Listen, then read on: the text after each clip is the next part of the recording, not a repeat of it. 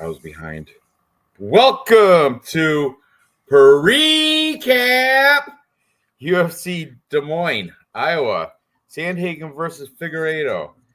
Oh, you got to bear with me. I wasn't ready for this, but yeah, everybody made weight. I noticed on the face-offs and weigh-ins. Yeah, kind of boring. I hate when that happens. Yeah, like but the there was drama. a box of shame before Juliana Miller. Man, she's not looking so hot. But we'll get into that. Just gotta let me get my stuff ready. Dave's working a little late, so I don't know if he's gonna make it. So I'm gonna be the one sharing screen and all that with you boys. So bear with me. And all right, I do have everything ready now. So cheers, me buddy. So, sure. Cheers, bro. I don't usually drink, but sure. Sure. There we go. What do you got, Corona? Today I have Corona. Yes, I had Me Modelo too. last weekend. Just found a couple in the back of the way back of the fridge. All right. So Des Moines, Iowa, Sandhagen versus Figueiredo. This is actually a pretty good free card for a fight night. Not bad at all. Got a lot of known names on there. It'll be interesting. I like that there's a couple like standout value spots on some of these underdogs. We'll get into that one by one. So are you ready? You need any preparation or anything, Lou? Yeah, well, before we start, I just want to say one thing. Go I don't ahead. know who's in the chat, but the point of this, if you're new here, we go through all these fights, and at the end of the show, we put together a 3-leg parlay that's going to be plus money. And we also do a funny parlay. Like Maybe a it's going to be niche. We call it the niche parlay. Yeah, the niche parlay. So we do a serious one where we're really expecting to make some money, and then we do one that's also pretty serious, but it's just a little less serious, and it makes sense. It's a niche parlay. Speaking of both of those parlays, we hit last week. We won. A lot of other famous cappers did not win. They lost a lot of money. I won't mention them by name, but we won both of our parlays. So what was our? Do you recall our parlays? I know the plus money parlay. What was that? Let me see my notes. Okay, so there was a Boost Magomedov, and he was an underdog. We beat him to beat the fucking Michel Pereira, who never showed up. I don't know what happened to him. And then we had Jocelyn Edwards. Yep. And then we had one more. What was the other one?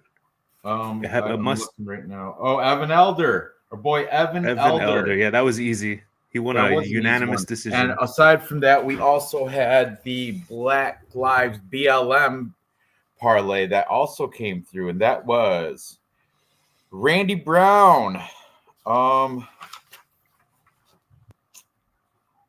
Who was that? Damon Blackshear. Damon Blackshear and David Onama. David Onama. Yes, the BLM parlay also came through. We did very well last week. I got I think 9 out of the 14 fights right. In our group, Tapology group, I saw Dave and somebody else got 12 right that hang out in our chat. Yeah, Gerald, absolutely. Finally, right? This is the first time all year, too.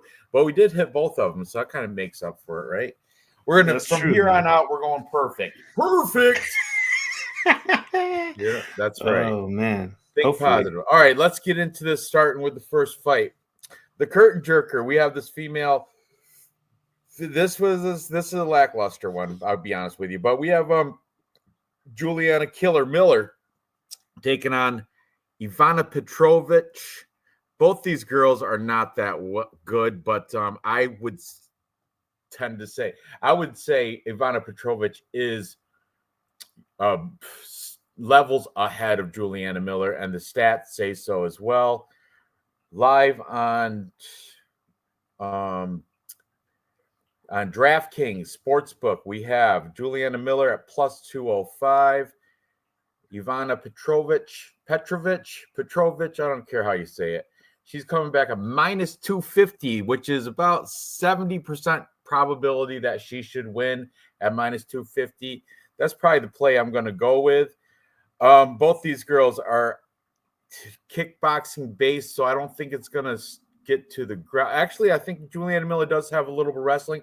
Let me show you something that's got me sold on Petrovic, Ivana.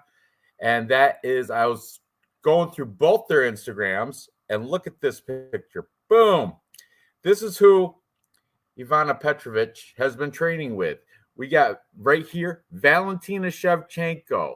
This is Jocelyn Edwards, coming off a victory last week. And this is, by the way, this was posted March 30th, not that long ago. 4 weeks ago, a month ago. And who is this? This is Tatiana Suarez here. Okay, here's a coach. Here's some lucky bastard that gets to train with all these girls. And here's our girl, Ivana. So that is very good. That's pretty impressive. There's Valentina again, Jocelyn. But yeah, that's a good sign. When I went to Juliana Miller's, unfortunately, I didn't see anybody I recognized. I only seen her hitting pads, and she was wrestling around with somebody. I couldn't really tell who they were. But anyway, I'm high on Ivana Petrovic. I think this is, I don't like to use the word lock ever, especially for female fights, but I'm confident. Lock this sucker in. You got anything different to say about this? Lou? Real Fight Picks? RFP? Sorry about that. I got this new microphone here. But from what, Sounds yeah, a good. little bit. I was just like you up until this morning. I was just team Petrovic or Ivana. I was team Ivana. Hey, there's Hollerhead Girl. Yeah, she's back. She's looking good. Look at Beastie Boys. That's Mike D. Just kidding. Is Mike that? D's dead. No, he's dead. Looks- Mike D died. Oh, I didn't know that. I know there's two of them left. I know there's two left. All right. So And, anyway, let's look how they size up too. You know who's who?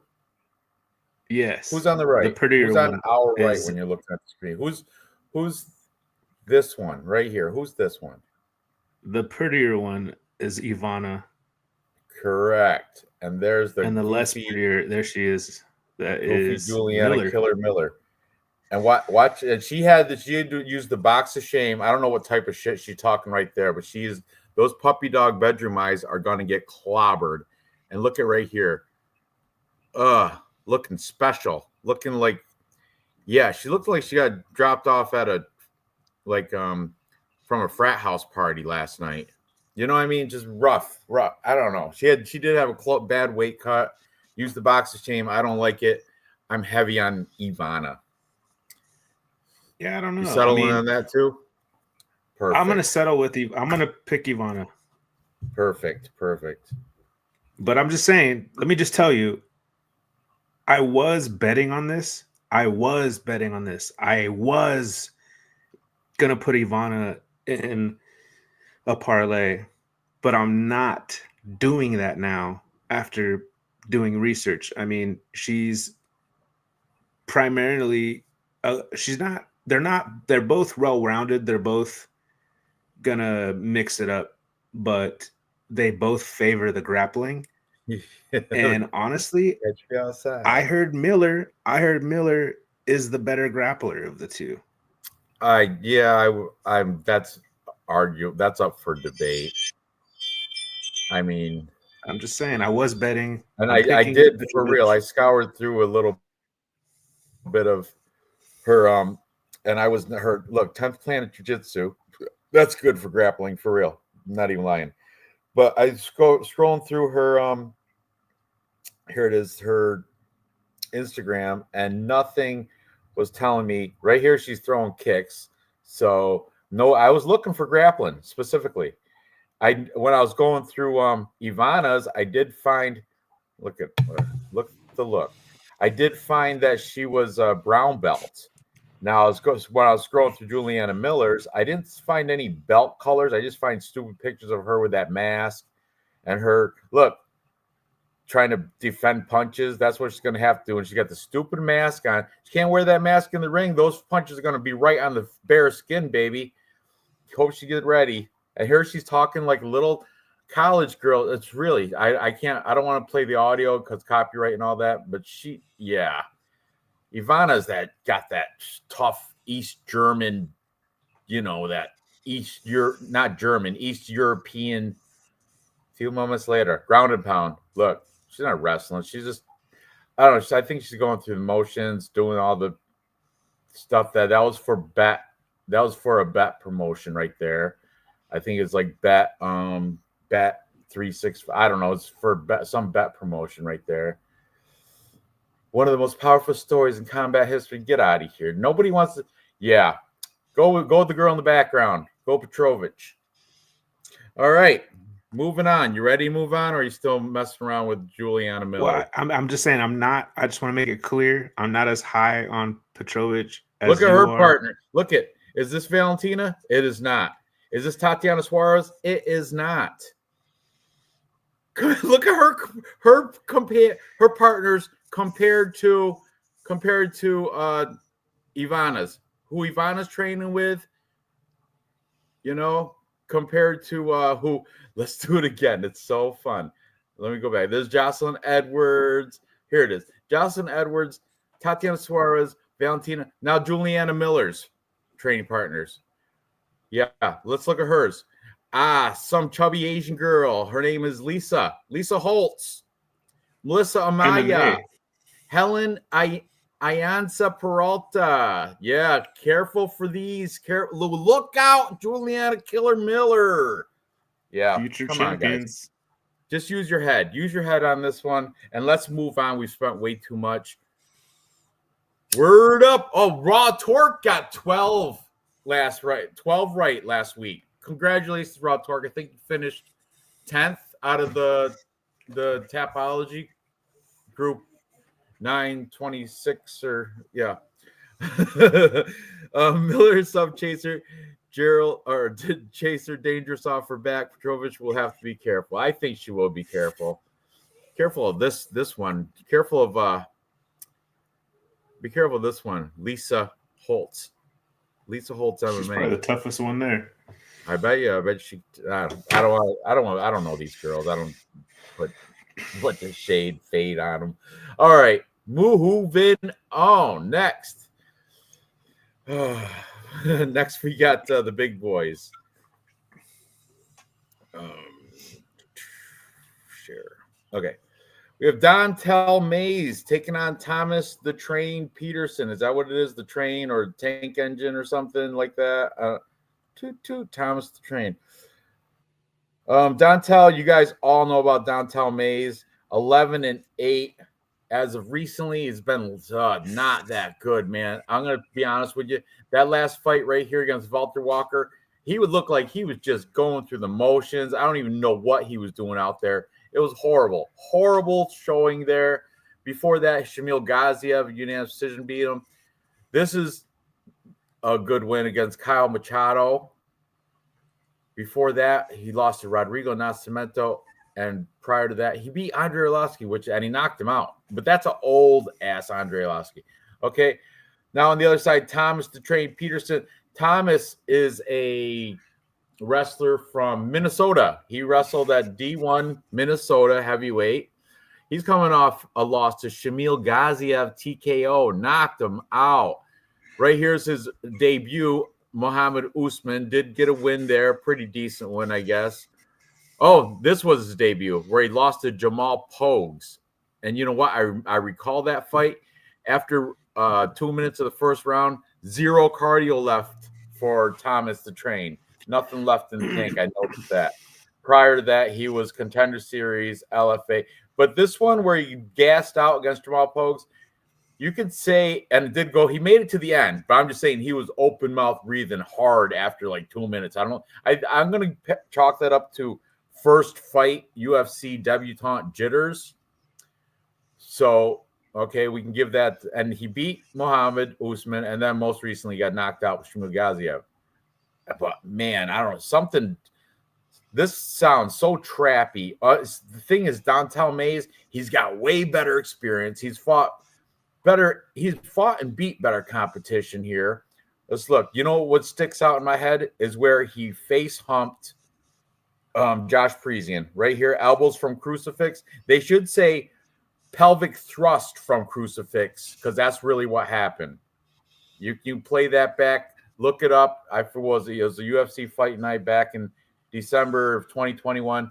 You can find that fight and you can watch him. It looks almost kind of like a rape scene, but you can watch Dontel Mays face pelvic thrust, face hump Josh Preecaaap right in the face. Okay. But since then, he's fell off. I'm telling you, fell off. How old is he? I think that might have to. Oh, it's 33 though. I don't know. Let's see if. Oh, and he's gone silent in media. You can't see nothing in his media feed because he hasn't updated it. So this is his. Let's see. Oh, or has he? Let's see. When is this? 39 weeks ago. See what I mean? He hasn't updated shit in media. He hasn't updated since this last. So I can't put faith in something. I don't even. He might do the same thing he did last fight, or just go through the motions and just suck. Just suck. You know, that's why I'm gonna have to reluctantly go with the huge 3-1 favorite in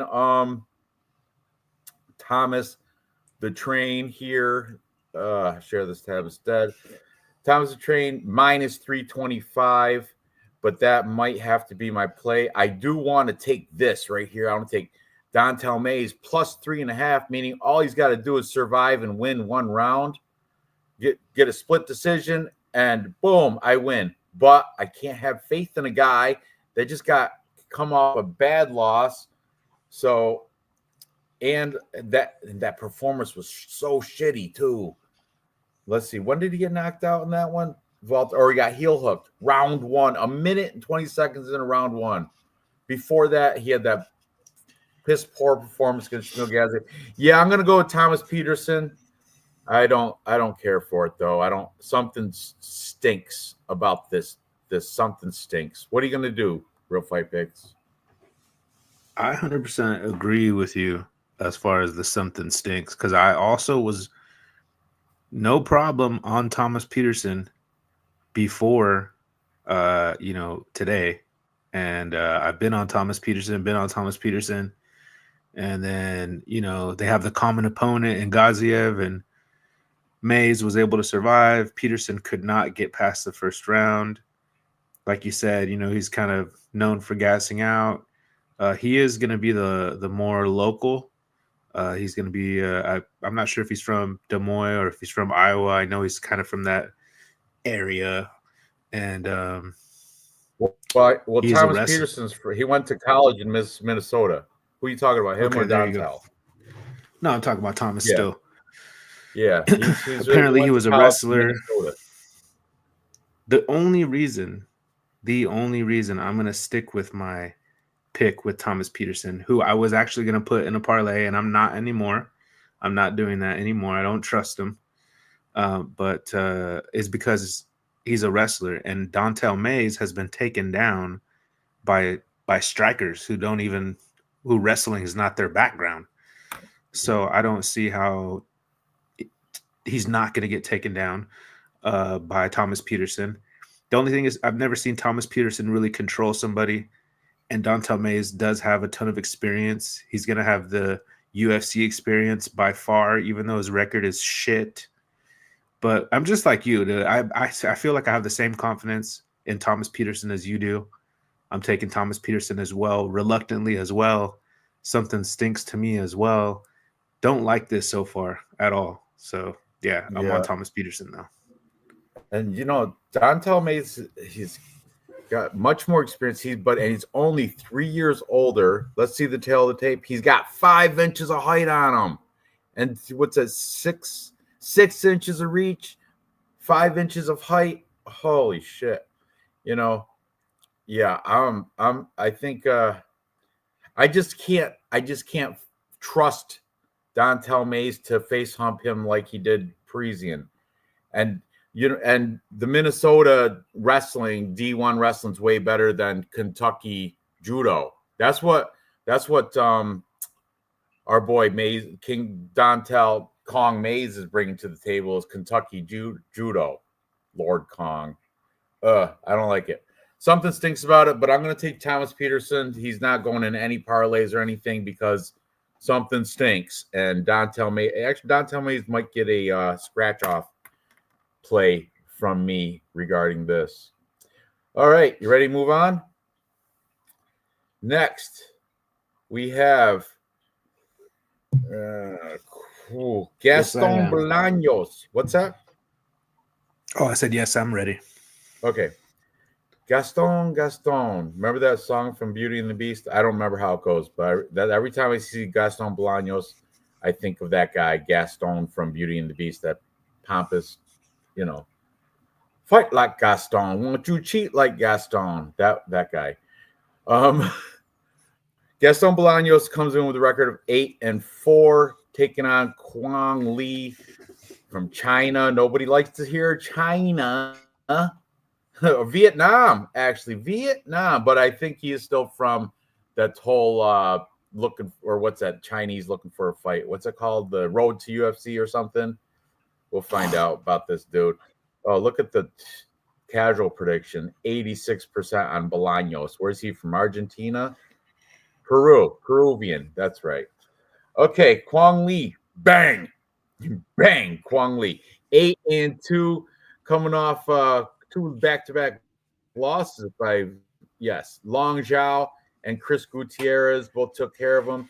Oh, actually, he didn't. He came out of LFA, but you know what? Tile Tang, that's an Asian fighter. Cody Peterson beat him.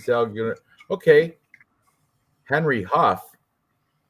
All right. Anyway, I was wrong. I thought he coming from the road to the UFC, but he is not, which is a good thing. LFA is way better than road to UFC. I might have to change my pick now. And the thing is, everybody's high on Gaston Bolaños, and I don't really see why. Look at these face-offs for a second, okay? Share this tab instead. I thought when I saw the face-offs, I'm like, Gaston Bolaños must have some sort of edge, like size or something. I couldn't see it. Eat your eggs like Gaston. Eat your eggs like Gaston. Quang is I got you, Crystal. I apologize. I had the wrong Asian nation. Greed is the key to nearly winning. All right, here we go. Let me see. Now, if you size these guys up comparatively, okay, we got Quang Li. Look at Gaston. Gaston looks a little bit frail and thin compared to my boy Quang Li. I don't know. They're both emaciated and sunken in here in the chest cavity, but like the frame and he's Quang Li, whatever. Just feels. Look at right here. You can see he's wider. Look at how wide he is compared to the narrow Gaston Bolaños. I mean, it's not evidently wide, but he is a little bit more stout. And I like that he's not from road to UFC or WLF Wulu Fang. I like he's from LF Mother effing A. Let's look at Gaston Bolaños, where he's from. 8-4 for Dream Killer. Gaston Bolaños. Ooh. Okay, Gaston Bolaños, his fight resume starts, or most recently, he has a win over Cortavius Ramios. He's a nobody. He lost to Marcus McGee, but Marcus McGee is a killer. Takes care of people. This is a decent win. Aaron Phillips, that's a decent win. That was his UFC debut. He's come from, looks like Bellator. He's got a win over Daniel Carey. Prior to that, Bellator, Solo Hatley beat him. Oh, this is a rematch, Daniel Carey. And yeah, his experience is all Bellator. Interesting. We got Bellator taking on LFA. Prior to Bellator, he started his career as a Muay Thai fighter in Lion Fight. So, yeah. This is a closely lined fight, as it should be. The casuals are heavy on the Peruvian here, but I don't know. Something's telling me take dog or pass here. I'm not confident in it, but I think I'm gonna go with Quang Lee, the dog here. Something he's a little bit thicker. I'd like that he's not from the Road to UFC. The Vietnamese fighter is actually from LFA. I really like that. And Cody Peterson, that's a good win. I mean, yeah, I'm gonna take the underdog here. What are you gonna do? Real fight picks. This is probably the only fight, unless I always feel differently on the day of, as far as my bets. Like you know, I'll start betting. I'll find something on the first fight, and I'll try to find something on every fight, like you do. But as far as if I'm just in my sober mind, Gaston Bolanos was going to be my only bet. Quang Lee has yet to win a fight in the UFC, and I don't know if he does. And he did not come from the road to UFC, but even worse, he lost to a guy that did. And to me, that's even worse. So Gaston Bolanos, I like his story. I tried to do a little research on him, and I know he's been training. Um, he started some kind of training, whether it be Muay Thai or whatever, Well, at this 10 was years one old. day ago with all these killers. And he's really into the kickboxing scene, kind of like Daniel Cormier is into the wrestling scene. Like he knows all the who's who in the wrestling zoo. As much as he's in the UFC, he cares about these no-name wrestlers because he's so passionate about wrestling. And same it goes with Bolanos. He's real into. I heard him doing an interview, and he's from Peru. He moved out to California like 10 years ago to San Diego. Something that had to do with somebody in the channels of kickboxing. And Quang Lee is a grappler, so I'm gonna call this a grappler versus striker, which will make it interesting because I think Bolanos has been taken down before, but I think he's won those fights as well, so he has some get up game. And I don't know how long ago Quang Lee was knocked out. All I remember is that was the night that me and Dave went, and Dave fell asleep on me, and Kiwi Brew and Did he? Crystal were in the Was he chat. heavy? Dave? Was he heavy? Oh my God. Dave fell asleep on me. Was he heavy? Did he put his head I right on? wish. Never can be too heavy. Uh, But I remember watching that Quang Lee fight and him getting knocked out. I remember I reacted so crazy. I threw my neck out. I threw my back out on the stream. I have to go back and watch it.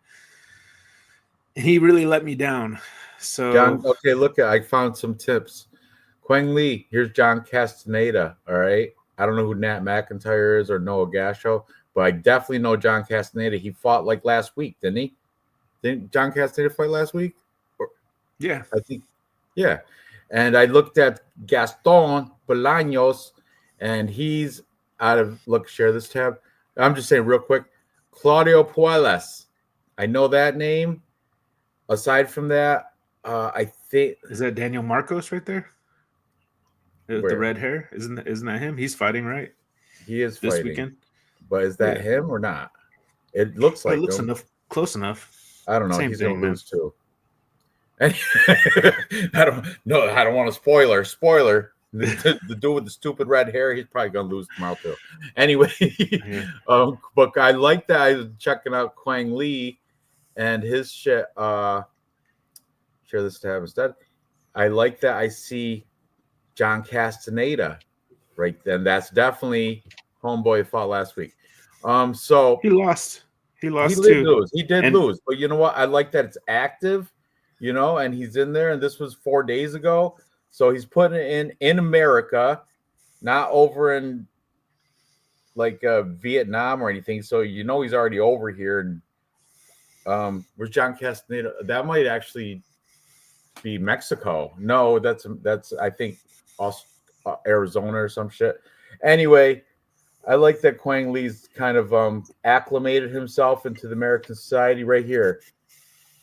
Yeah, he's a this what's this academy over here? Anyway, that's where John Castaneda trains at. This is 50 weeks ago. It's forever ago, but so that's a good thing. He's been here a while. So yeah, I'm taking Quang Lee. Who you taking? I'm gonna go Bolanos. Okay. Yeah, Bolanos by KO.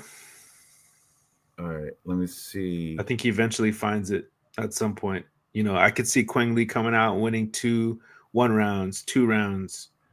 But I can also see. Okay, there'll still be baby shower photo. I'm just sure, like Yeah. Quang Lee, he's more concerned. Just because it. Cortavius is no longer, just because he got cut from the UFC, it doesn't mean I don't go back to his Instagram to look at baby shower photos of his family. Anyway, where was I? Okay, so share this tab. So for this pick, I am going Quang Lee at plus 3.5. All he's got to do is win a freaking round and not get finished. And you are taking Bolanos to finish Gaston. Fight like Gaston. Can you drink like Gaston? Quang Lee can. He can fight better than Gaston. He's going to show the world tomorrow. Right, Quang? Quang Bang Lee. All right. RP picking him negates that, though. Gaston wins even when he's taken down and he looks like a Chad. Okay, he didn't win any like Kwamba last week. Concave chests are 4-0 against convex chests in the UFC. Good. That's a good stat, Raw Torque. Good stat. Okay. Because look in the picture in this, look, they do have like when they're, let me kick it back just a little bit. Right here, Yeah. You can see it's concave on Quang Lee right here. You can see that. And his arm's up, but his out is it's what's the other word? Convex means out. Convex is protruding, concave is sunken in. Yeah. I like the testosterone and the acne, though. That shows he's been putting workouts in. So there we go. Quang Lee, Marcos. One Peruvian loses, the other one wins. I don't know. I'm going to do it. I think I'm going to anti-Peruvian parlay, maybe. I don't know. I'm staying away from this fight probably, but Quang Lee is from the boat to the UFC. Yeah, instead of the road to UFC, boat to UFC. That's touche, Gerald. Touche. That's a good one. Please leave now. You peaked.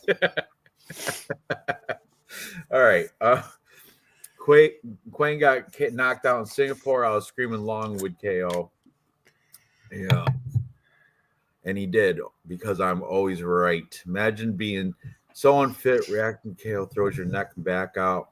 Quang fought Gutierrez, not Castaneda. I'm saying Quang's training with Castaneda. Are you paying attention?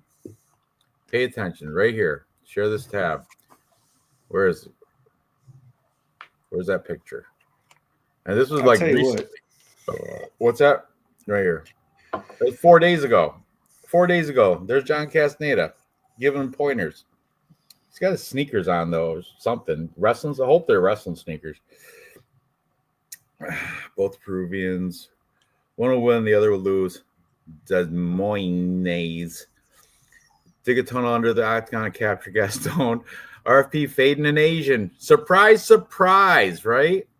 Oh, you know who else I realized is Asian racist? Is couldn't wait. MMA Guru. MMA Guru was talking shit about Quang Lee, talking about all the Asian fighters are weak. He must have listened to your talk, because they're all weak except for maybe like Tatsuro Taira.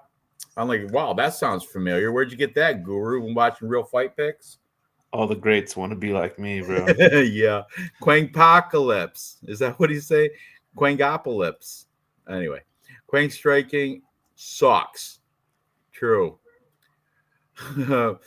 Chance to rely on good control. Okay, we are spending way too much on this Quang dog walk below. Thank you, Raw Torque. I believe it too. Like the Ho Chi Minh Trail. No. Yeah. Viet Cong, baby. VC. BC, cave inside concave. Oh, that's how you remember it. Okay, well, lesson's over. Now, moving on. Next, we got a nice, excited. This is a good female fight. This is a matchup of styles.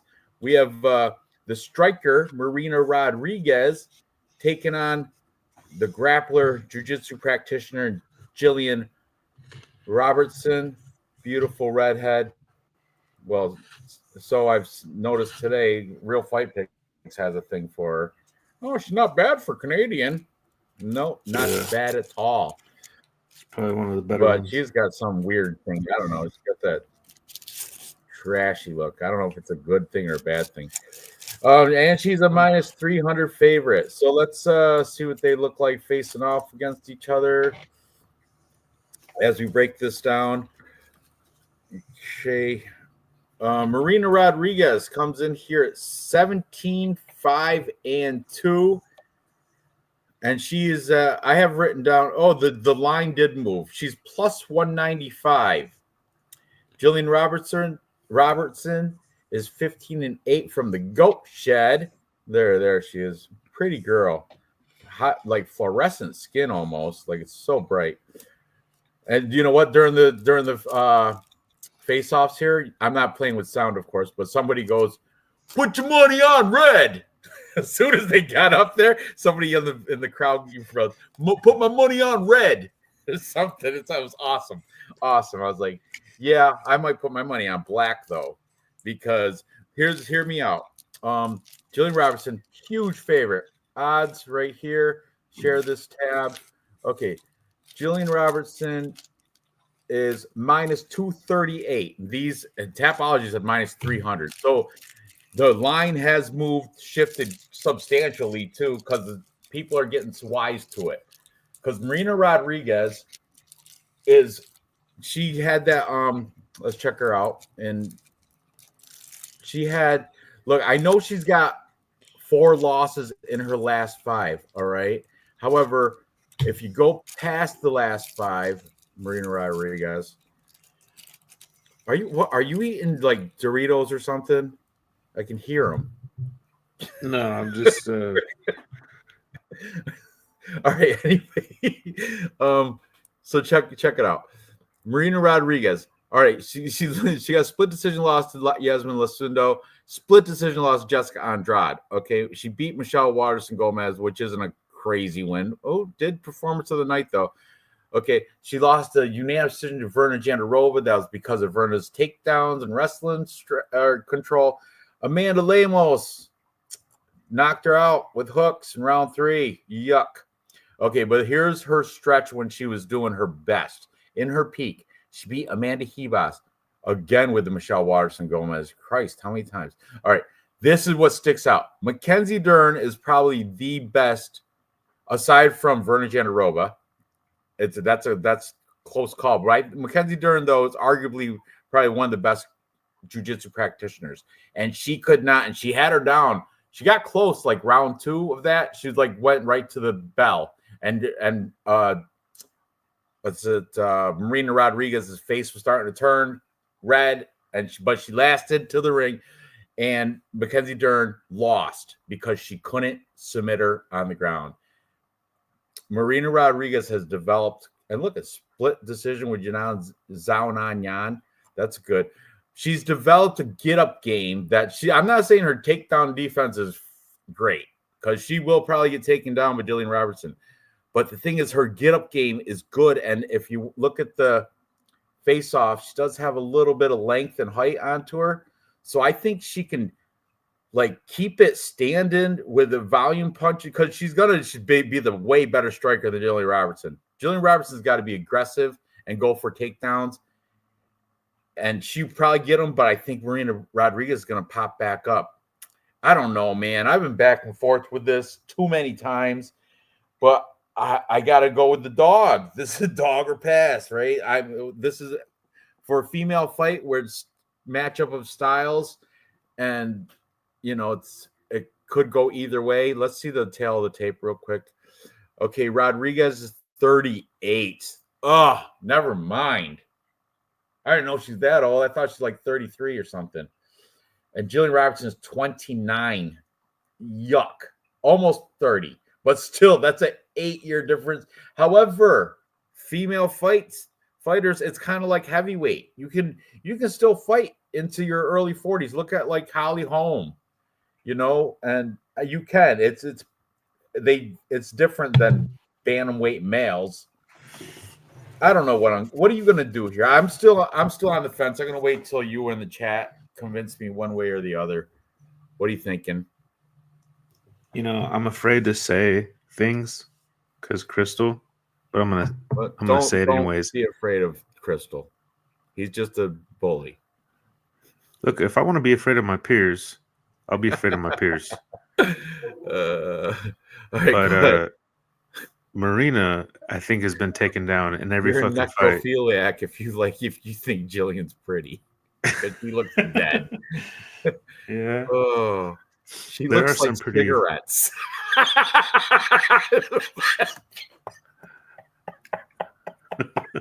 It's pretty funny. That's great. All right, go ahead. No more interruptions. Go ahead. I'm sorry.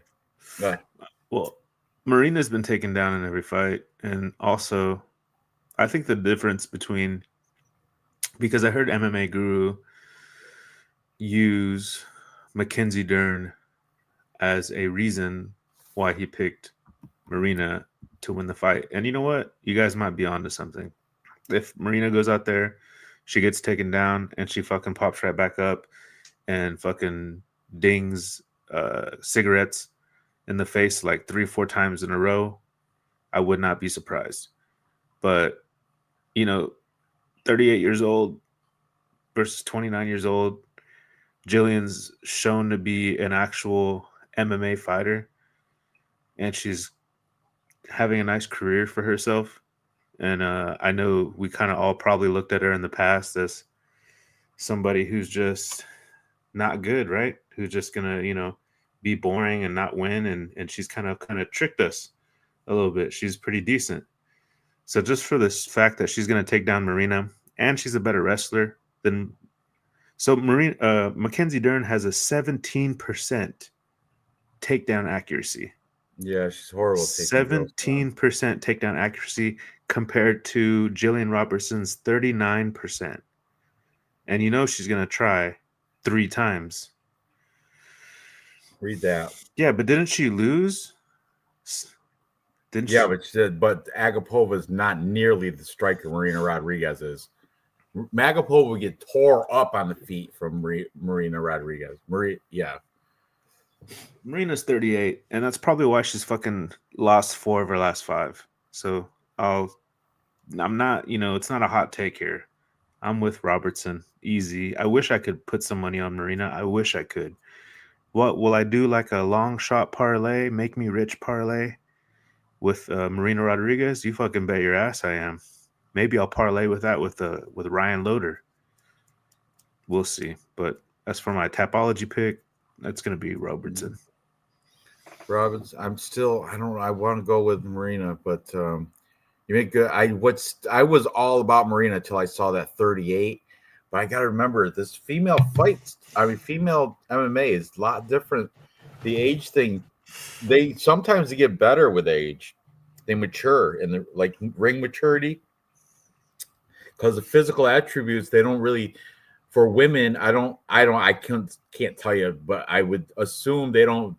That's why they're referred to as heavyweights. They don't teeter off until you're mid. Well, fucking Marina looks exactly the same. You know what I mean? She hasn't better. She looks great. She did get her hair did. She looks better than like Holly Holmes. She looks better. She looks great for her age, which I think is the problem. I think that's the problem. Here's Jillian smoking a pre-roll. I think I got it. There's a picture of her somewhere in here pulling a bong hit. I shared it to you with earlier. She looks trashy, don't she? I don't know. You might like that look. I love that. You Crystal do. Dirty, right? Dirty. Liquor store, taking a long time buying lotto tickets and shit. I love that. Look at got some bruising in there in the inner thigh. That's unattractive. See right there, big like bruises. Oh, give it to him. Yeah, Love that. she don't do it for me. Who's she training with? How old's this? This is April 2 weeks ago. We Who's got that? JJ that's the Aldridge? Goat Shed Gorilla MMA. I don't know who that is. She looks familiar though. It's a big lady. She Bigger is than a big Dean. lady. God damn. Look at her monkey feet. They're bigger. They're bigger than the black coach there. Anyway, the Goat Shed. Yeah. What's the chat? I think is going. They're mixed. Looks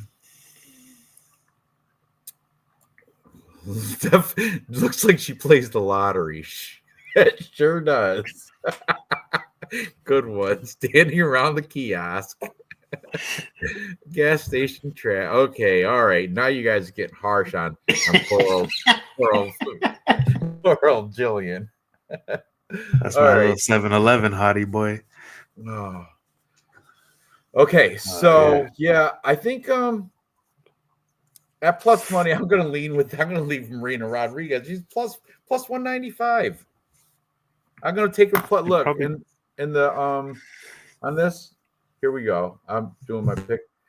I'm doing a full card right in front of you guys. So full card, perfect parlay.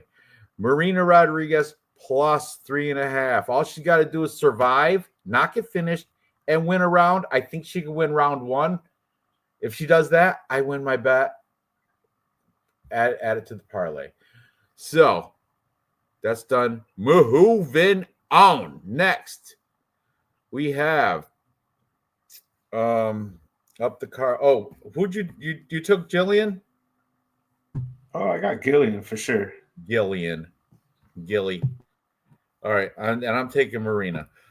Now moving up the card, we have the Russian Azamat Bakoyev.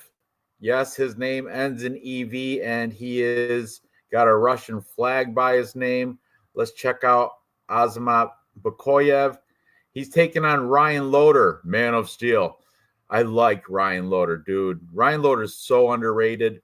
You know, I don't know if you know this. Ryan Loader was a D1 wrestling All-American. I think he was ranked 6th overall or some shit in the entire nation when he was wrestling in college.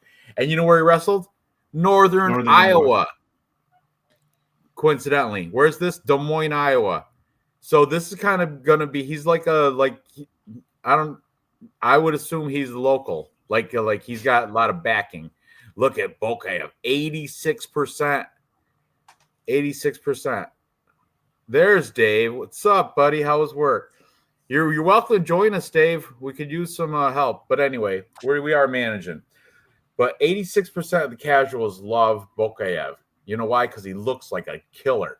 But people forget, man. Ryan Loader, All-American wrestler, fantastic accolades. Okay, so Ryan Loader's come. He's let's check him out a little. Let's look at his resume, see who he's fought. Striker versus grappler. Grappler is going to take her down. Oh, that's still the other. No love from Ranj on chat. Shaking my head. Yep, I don't give a shit, Dave. I'm here for me and Real Fight Picks, not for the chat. They just happen to be joining our fun. And I've been keeping up with the chat, so whatever. I love the chat. Yeah. Loader did wrestle in Iowa, Northern Iowa, but still. Azamat early, Loader late, leaning Loader. Just as I am as well. I'm leaning Loader. I think he might shock the world. I think he might be not shock the world, but I think he might bring an upset. Look at all the green most recently. Okay, he lost way back in not way back. He lost in 2023 in Uriah Faber's little thing against some Troy Green. That was split decision though. Who knows who was judging that? Could have been Sal D'Amato Jr. You know, who knows? And yeah, the ghost Troy Green. So it went split decision, but who knows how that went? Like I never saw that fight. I don't know who the hell Troy Green is. So let's just pretend that it's not even in there. So since then, Leon Shabazian took care of him. Lawan Davis. Then we got some Ultimate Fighter fights in here. Okay, and most recently he had a nice win over Robert Valentine. That was his UFC debut, or that was his his Ultimate Fighter final. So it was and UFC debut same time. So this is his second fight in the UFC, his big league fight, and he's taking on another newcomer in Azamat Bakoyev, Iron Azamat Bakoyev, 19-3. American top team, love that, love to see that for Bakoyev. Okay, who's he coming? He took care of Zach Reese in his debut, so this is his second fight as well against Ryan Loder. Second fight in the UFC. Before that, he was in the LFA. Dylan Budka, remember that guy? He's still. I think he didn't get cut yet. I think he might still be in the UFC. Dylan Budka. Can't. I'm not 100% sure. Should have got cut if he hasn't. But what other names are in here? Lost to Ibrahim Magomedov and ACA. Okay. And a bunch of bunch of other people I don't know who they are. Got a lot of stuff over in Russia. A lot of shit. All right, but I'm gonna go with recent stuff. And he's beaten, look, 0-0, 9-5. Okay. 5-1 Dylan Budka. 9-2, 19-9, 8-1, 7-1. Oh, that's who he's fighting is Ryan Loder. So yeah, I'm going Ryan Loder. Now that I see more of it, the more confident I am on Ryan Loder. I'm going to show you the face-offs. And yeah, give you a breakdown. Real fight picks. I'm not gonna lie. I want to be upfront. I don't really know a whole lot about Azamat Bakayev at all, and I didn't do my infamous tape study at all. But the whole split decision to Dylan Budka, I remember seeing him fight, and he sucks, right? Yeah, bro. That's what I'm saying. I'm gonna assume Loder has more to offer in the wrestling department, and I kind of like that accolade that he has. So the only person that's really been totally shit on by the bookies and came out as like a crazy underdog when I thought they should be the favorite is Chris Duncan. I bet on Chris Duncan the past 2 times he fought, and he's made me money. And what I'm saying here is, I don't look at this and think, oh man, Ryan Loder is going to be like Kurt Loder. He's on TV. Yeah. Ryan Loder is going to be free money. Like, I don't look at it like it's going to be easy. Like when I look at Chris Duncan as an underdog for whatever reason, he's been an underdog. He shouldn't be. So I'm looking for a chance. And the fact that I see, even though it was a win on Bakoyev beating Dylan Budka, trains an American top team, obviously has the experience. It's not because it's the hometown boy, even though I kind of like that. I mean, I'm going to go ahead and take that little advantage if it is one. But it's just because there's a chance. There's a chance that Loder could come in and out grapple Bakoyev or at least hug him on the ground and something like that. And I don't know. It's just there's something about this fight where I'm like, okay, Bakoyev doesn't seem so dangerous. I know he has a lot of first round finishes, but somebody said it earlier in the chat. It's one of those where you kind of look at this and you're thinking like maybe the longer the fighter goes, it'll play out good or a little better for Loder. And it's plus 300. I think this is the one where I'm kind of like, fuck it. I'm going to go ahead and put something out there, a little scratch off. Am I going to put him in 10 parlays? No. Will I put him maybe in 1 just to try it? Maybe.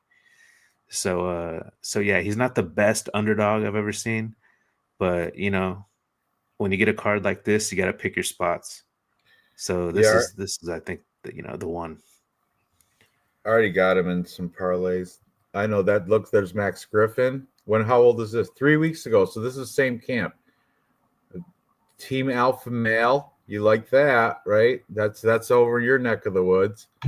Yeah, I know they get Max Griffin trashed. is the only one. Whole bunch of kids in here. I don't know if they're all his kids or what. Oh, there's Fluffy, right? Yeah, because look, Crystal Hernandez. That's Fluffy's wife in the picture right there. The glasses. There's Fluffy. I don't know why they don't have his name there. Funny, weird, but yeah. I like it. I like Ryan Loader here. Big upset. What is he? Let's see. On DraftKings right now, plus Ryan Loader 300. plus 275. Bakoyev comes back at minus 345. But I'm going to take the plus 3.5 points.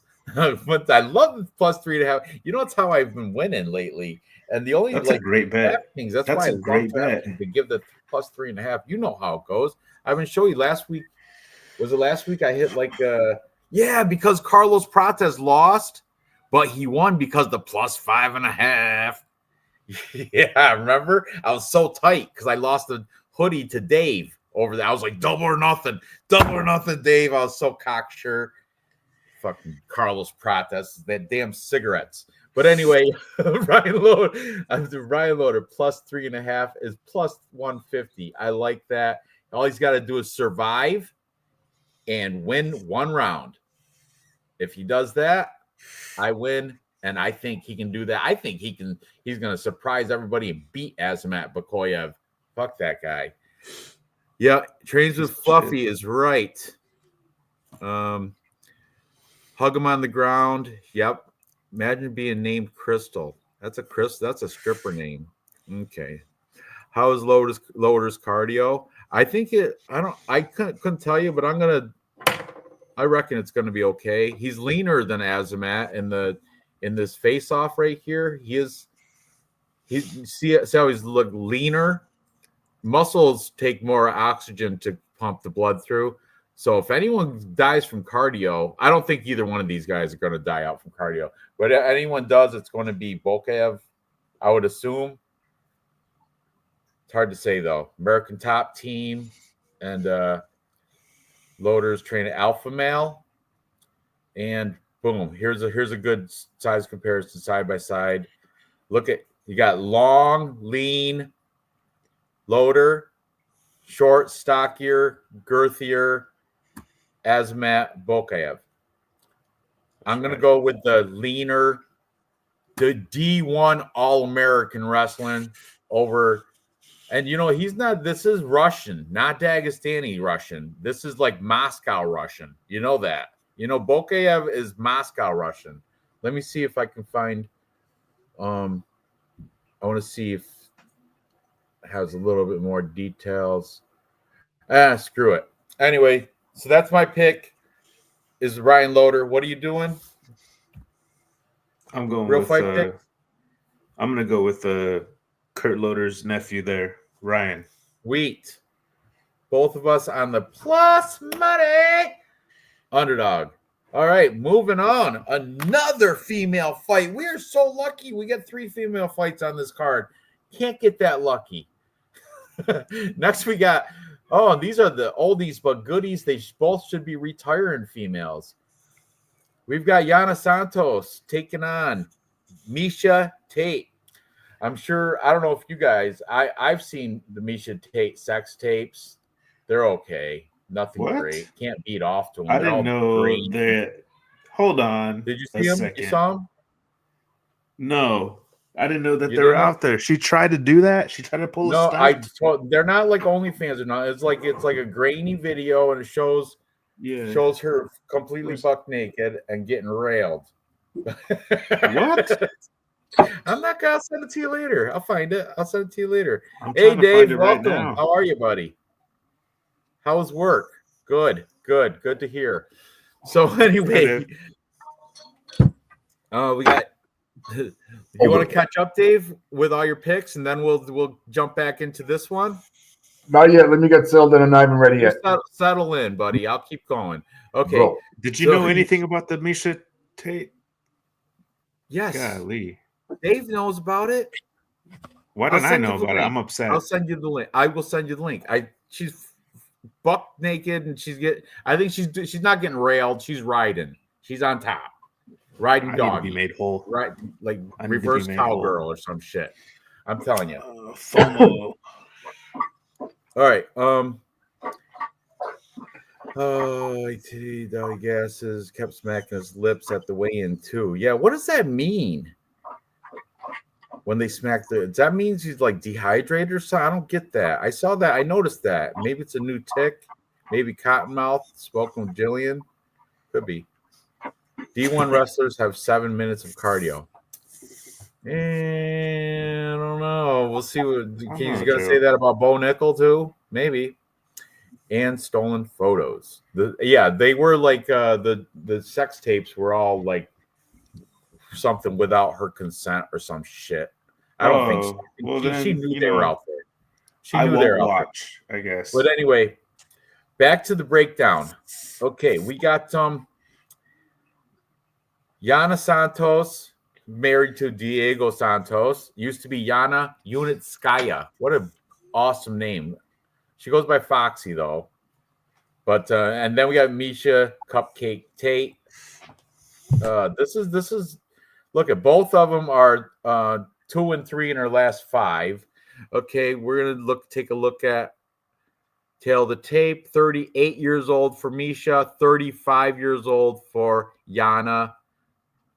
Same height, basically same reach. Yana's got like 2 inch reach advantage, but ain't nothing. That's nothing crazy. The casuals are on Misha Tate heavy, 77% of them going in there. Yeah. I'm going to take a little quicker look at Yana Santos. I think she's sexy, and her Instagrams. I think Diego Santos. I think he might be a cuck because he's like slapping her butt and having camera, having everybody looking at jiggle and everything. Love it. I love it. Even her Tapology picture. Look at the V cut she's got going on in the like right where the pants line is. See that? You can see it in the bottom of there. Anyway, Yana's Tapology. Christ, this is her last fight. Look at that. Look at that. That's holy shit. She's tough as shit. Look at that. Oh, that's horrible. That's uncomfortable looking at that. On weight, like always. Like always, my opponent missed weight by 0.5 pound, 5 pounds. Unbelievable. When is this from? 38 weeks ago. Has she updated this? 134 weeks ago, 4 hours ago. Okay, now we're getting into 7 hours ago. That's her walk. Look at beautiful, looking great, looking better than she did when she was back years ago when she was in her debut era. There's her and Diego's kid. But yeah, I think Yana Kunitskaya is faster, more athletic. Obviously, she's bigger right here. If you look at the face-off, she definitely got a little bit of height on her. And we already announced the reach. Tapology has them both the same height, but as you can see, that's a lie. So I'm going to lean on the plus money. I think she's plus money, right? Yeah, slightly plus money. And Yana Santos to get the upset over Misha Cupcake. Get out of here and retire Tate. What are you going to do? Dave, I don't know what Real Fight Picks is. Did she get stuff injected to her lips to make her lips bigger? Misha Tate? Yeah, she looks like she's had some eye work done, like it, right? Some cheek work done, some work done. Her front facial. It's just her eyes have been done. Something's weird, man. She's had looks like that lion girl that gets the plastic surgery over and over and over. You know, she looks kind of like a lion now. You know what I'm talking about? The real, I forgot her name, but that looks like a face that's had too many lifts and pumps and injections. I think it's a lot of bullshit. And over here, Yana's natural beauty. She is beautiful. And she's so much bigger too. I'm going with Yana. What are you thinking? Bro, I was so back and forth. This is the worst fucking fight. Like, I don't know what to even think of it. I haven't even fully accepted that this is real. Okay? I mean, Misha Tate, I thought she was doing super good. I thought she was like the vice president of one. And, after seeing Fight Valley, I thought she would have hung it up there. You know what I mean? I'm sure she became super well off. And it's so crazy to see her back in the UFC. Just for that reason alone, I mean, she can't be doing well. You know what I mean? She's got that old school Latina look. Give me Yana Santos. Yeah, agreed. There's no really technical info there. It's purely off of just full capper consensus. Santos is going to be busy on the feet, and I'll give her that much. See this part, I love that part right there. My turn. Yeah, go ahead. Stop. Just you can mute your screen and you can do whatever you want at the table. Go ahead. No, I think obviously the advantage is going to be to Misha on the ground. Having said that, I think she's going to have problems taking this girl down. This girl's going to have the reach. I think she's going to be busy on the feet. And the only way I see this happening is obviously Misha's goal is going to be to take her down, wrestle fuck her for 5 minutes every fucking round. Not going to be able to knock her out. Not going to be able to do much with her, I think, except just sit on her. And that's where my only concern is that this big girl might just lay on her back for 3 rounds and have Misha just wrestle fuck her. Because wrestling is such an awesome addition to the MMA community.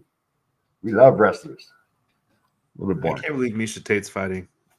Yeah, I know. Me neither. It's crazy, dude. She's getting on in years. I can't believe she's the favorite, but I guess so. I do think it's time to go out. Especially, I hate to say it, there's very few women that age to have a career as long as she has at the upper echelon of the MMA career or at the MMA game. You've had your time. Unfortunately, it's time to move on. And she has to have an ego. There's no way she trains hard. She has to have an ego. She's Misha Tate. She thinks she's too good for training. I bet you. I might have to put a little something because I know Yana's like a underdog. Oh yeah, she's totally a dog. I'm not going to put this in any parlays, especially if we're talking girl fight underdog pick. And yeah, but regardless, I like her. And yeah, she is taller and she's prettier and has a better reach, and probably faster, and probably better cardio, and probably better punching, better on the feet. Could probably toss her around the ring a little bit. Yeah, agreed. I like all of it. All right. I guess I want to share something real quick, but I'm kind of nervous. Share away. This is look right here. This is a welcoming community who just embraces everything that you have. You see this real fight picks? Okay, yeah. I'm gonna do quick because I don't want to get. Thankfully, that this is in front of the bang shot. But if you keep scrolling on here, I'm gonna go real fast. Okay, so ready? Boom. Oh. Thankfully, that Scandal Planet covered the nipples. No, it didn't. Boom. Oh, there's a. That's too much. Oh, get out of here! Oh shit! Get out of! I gotta stop. All right. Enough. Oh my goodness, what's going on? Anyway, they exist. I'm sorry to pop your bubble, but they exist. I wanted to show. Dave, you can share screens now since I had to close that out super quick before I got. Did you just shut your screen down? The whole thing just went, I'm killing it. Whatever.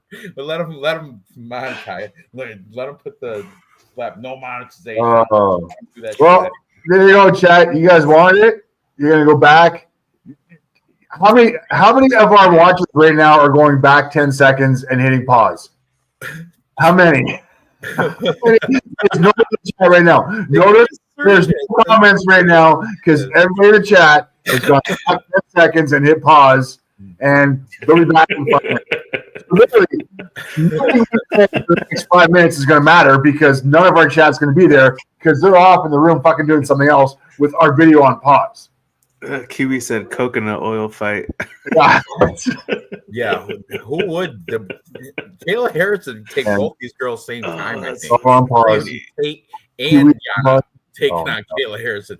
2-on-1, and Kayla Harrison probably still beat him. Gerald Lynch is the only one that I think is not. No, Tate maybe and her not. Tate, let's go. If you're not backing it right now, you comment. You comment right now if you're not back there. You got 5 seconds. 4, 3, 2, 1. Talking about? All of our commenters have gone back and paused the video. Oh, go ahead, Dave. Come on. Yeah, we should just wait in silence. Except Crystal. Who's your pick? We're all on Yana or what? I'm on Yana. I want to switch now. I'll stick with Yana. Oh. Thank you, Chris. That's not Kiwi. bad. Was it Crystal? Kiwi and Crystal. We got 2. We got 2 that Thank you, stay with us. Kiwi. Kiwi, see that's honorable. You know what I mean? He don't believe in a freebie, boy. Hey, Dave, we have to go back and get your other pick. First, let's finish this fight off. Thank you, Kiwi. So, what's your pick? Real fight picks. What are you gonna do, Lou? You know, I was going to switch due to the recent research, but I'm gonna go ahead and stick with Yana. Okay, and Dave. Oh, I'm not. Yeah, I'm going with Jan. I'm not going on Misha. All right, all Nope. in favor for this, for the one that doesn't have nudes all over this channel, my screensaver, engraved into Real Fight Picks' memory snapshot, memory for later. All right. Anyway, now we're gonna go, Dave. We have to go back just to get your picks. So starting from the beginning, real quick. We're not gonna take too long. Okay. Juliana Miller or Ivana Petrovic? Here, let me take over. Okay, you take over. Let me take I'm over. gonna go take another beer. So I'll be right back. Okay, how are we doing here? There we go. I'm here. Perfect. All right. First fight, Juliana Miller versus Ivana Petrovic. We are going Ivana Petrovic. Easy pick on my card as far as that goes. Good curtain jerker. Ivana, obviously going to have the advantage on the ground. Has decent defense. Juliana Miller has no defense at all. 4.75 strike absorbed for every fight. Negative striking ratio. Still negative striking ratio for Ivana as well. So these girls both suck on the feet. A little bit more volume here, but I think this fight's going to go to the ground. I give it to Ivana by decision. Kidding me. Come on, Topology. That's my first pick. Okay. Pretty easy. Not going to be anything else. This one here, Dontel Mays, Thomas Pearson. I am picking Thomas on this one. Let's go over some stats real quick. As we are as well. Oh, everyone's picking Thomas as well? Yeah, we're all on it. Right. Sucks. All right, fine. He's just going to be the bigger guy, the younger guy. Oh, sorry, he's actually older. But I like this. Minnesota wrestling's better than Kentucky judo. I like the volume for Thomas Pearson. Sorry, you're right.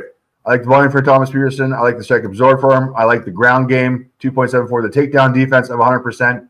I do think these big boys are going to shake the mat, and this fight will go down the ground. He is. Yeah, and Dontel Mays is bigger than Thomas Peterson. Yeah, but he is shorter, and he's got that lower center of gravity. I think he's going to shoot it. Oh, Thomas Peterson shorter. Yes. Yeah, Thomas Peterson's 5 inches shorter, and he is 3 years younger. Has a definite reach disadvantage. But having said that, I do think this fight's going to go down the ground. I think he's going to wrestle fuck him. It's not going to be entertaining unless he grounds and pounds him. If not, it'll be a Thomas Pearson decision in the heavyweights, which is ugly decision heavyweights, but whatever. It does happen a lot. This is Gaston Bartolos. I'm picking Kwang Lee in this one. That boy, me too. Pretty much, I think, a coin flip. Looking at the stats here, I do have him better on the ground, 1.70 versus 0.78. As far as the striking goes, he needs to work on his fucking defense. I'm hoping he puts his fucking hands up and works on his defense or gets some head movement, something. But I do like him avenging his 2 losses. He needs to prove himself. If not, he is done and gone. So I'm going with the motivation here. I got Kwang Lee. Marina Rodriguez, Robinson. I'm not even going to bring up stats. I'm picking up Jilly. Easy pick. Ranj has Marina. That's unfortunate for Ranj. He's going to lose that one. It's ridiculous. Okay, here. Asmat Bekov and Ryan Loader. Is anybody going to get mad at me if I pick Ryan Loader? We both did. No fucking way. Yeah. Really? Yeah, dude. He's a huge dog. He1 wrestler. In honor of Kurt Loader. He is huge, dog. He's fantastic. Okay. All right. Oh, my God. You guys might have a fucking head on your shoulders. All right, Ryan Loader. Striking. Fuck me. More condescending, Dave. 6.16 versus 6.85. That's crazy. But the strike absorbs 0.15. That's got to be it. Is that a misprint? That's got to be a misprint. On top of which, he's got ground and 100% takedown defense coming off of a win. Why am I over Ryan Loader? I'm fading fucking Asmat hard. And the odds are what are the odds for this thing? Because I think last time I checked, I'm fucking going like heavy on a plus 300. What am I thinking? All right, I'm picking Ryan Loader. Sorry, I don't know why. He's should not win this fight, but I think he's going to win it. Don't question yourself, Dave. Did you guys watch the face-offs too? Yeah. Oh, okay. Yeah. And then that brings us up to Yana Santos and Misha Tate, and we are all picking Yana. I don't know why we're picking Yana. Well, I kind of do know why we're picking Yana. I think Misha's done. Misha's done. She's out the door. And that brings us now to Jeremy Stevens and Mason Jones. Ranj, here's your intro, buddy. Okay. All right. Thanks for catching up. Okay, little heathen Jeremy Stevens. He is this is his backyard. He's a native Iowa boy from Des Moines. So he will have the crowd on his side, but he's going to need all the crowd with him because Mason Jones is a Welsh killer. He's a 15-2 huge favorite. I'm looking at the odds right now. And Mason Jones is minus 650. That may be the biggest. He's the widest line on the card. Heaviest favorite on the entire card is Mason Jones against hometown boy Jeremy Little Heathen Stevens. So basically, it's like Jeremy Stevens has his only route to victory would be a power punch because Jeremy Stevens can't wrestle. And that's shitty to say because he's from Iowa and he's going against Brit. Like he's going against Mason Jones, who's Welsh, and the Brits are not known for their wrestling. They don't even send any wrestlers to the Olympics. So, but Mason Jones wrestling supersedes Jeremy Stevens by quite a bit. So that being said, I will on Tapology, my pick will be Mason Jones. I think he'd probably get him out of there inside the distance too. I foresee like a round 2 ground and pound. Like I think he's going to take him down, get on top, and just come down with some hammer fists. And Jeremy Stevens won't be able to. He's just going to curl up into a little turtle and take the loss. Defend yourself, Jeremy. Defend yourself, and he won't be able to. Victory, Mason Jones. What do you guys think on this one? I mean, I guess, right? They're picking Jeremy Stevens to come back off that BFKC performance that he had against Eddie Alvarez. I don't get why. I mean, what is this? Misha Tate and Jeremy Stevens on the card? I feel like I'm 29 years old, bro. Thank you. So Is that your wife? no, that's my daughter. Oh, I'll take Mason Jones. This is ridiculous. I mean, I refuse to spend any time on this. What does Jeremy Stevens have? 30 seconds? he's got a Latin Of a tattoo chance? across his waist. Family es todo. That's like somebody knows what that means. Is that Latin? That might be Spanish. Yeah, I think it's Spanish.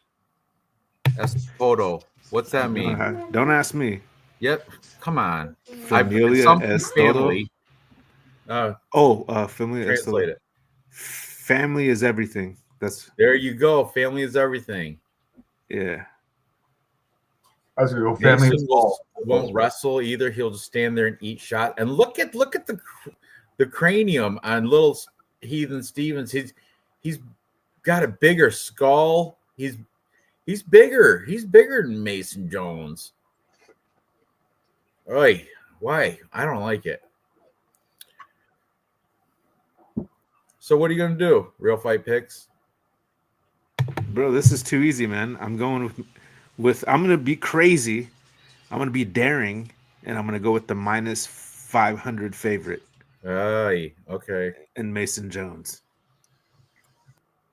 I want to be different. Jeremy Stevens simp. All right. Ever since he called out Conor McGregor. And this is why you're picking Mason Jones. Strike land per minute, 3.17 versus 5.61. Strike absorbed, 3.05 versus 4.94. Positive striking ratio for Mason Jones. He's going to be way busier on the feet. His defense is actually getting better, believe it or not. On the ground, 1.16 for Jeremy, 3.16 for Jones. I got Jones here on the ground all day long. I don't remember last time Jeremy Stevens took somebody. Hang on, we can figure this out. It's not hard. Jeremy Stevens took down, Yair Rodriguez 3 times. That was it. And if not, that is the only 3 takedowns he has in his career. Oh, besides Cub Swanson back in 2014. How long is his career? Right, Dave? Holy shit. Is this stat right that's on the screen? Which one? So striking Striking defense is defense, 12% less for Mason Jones.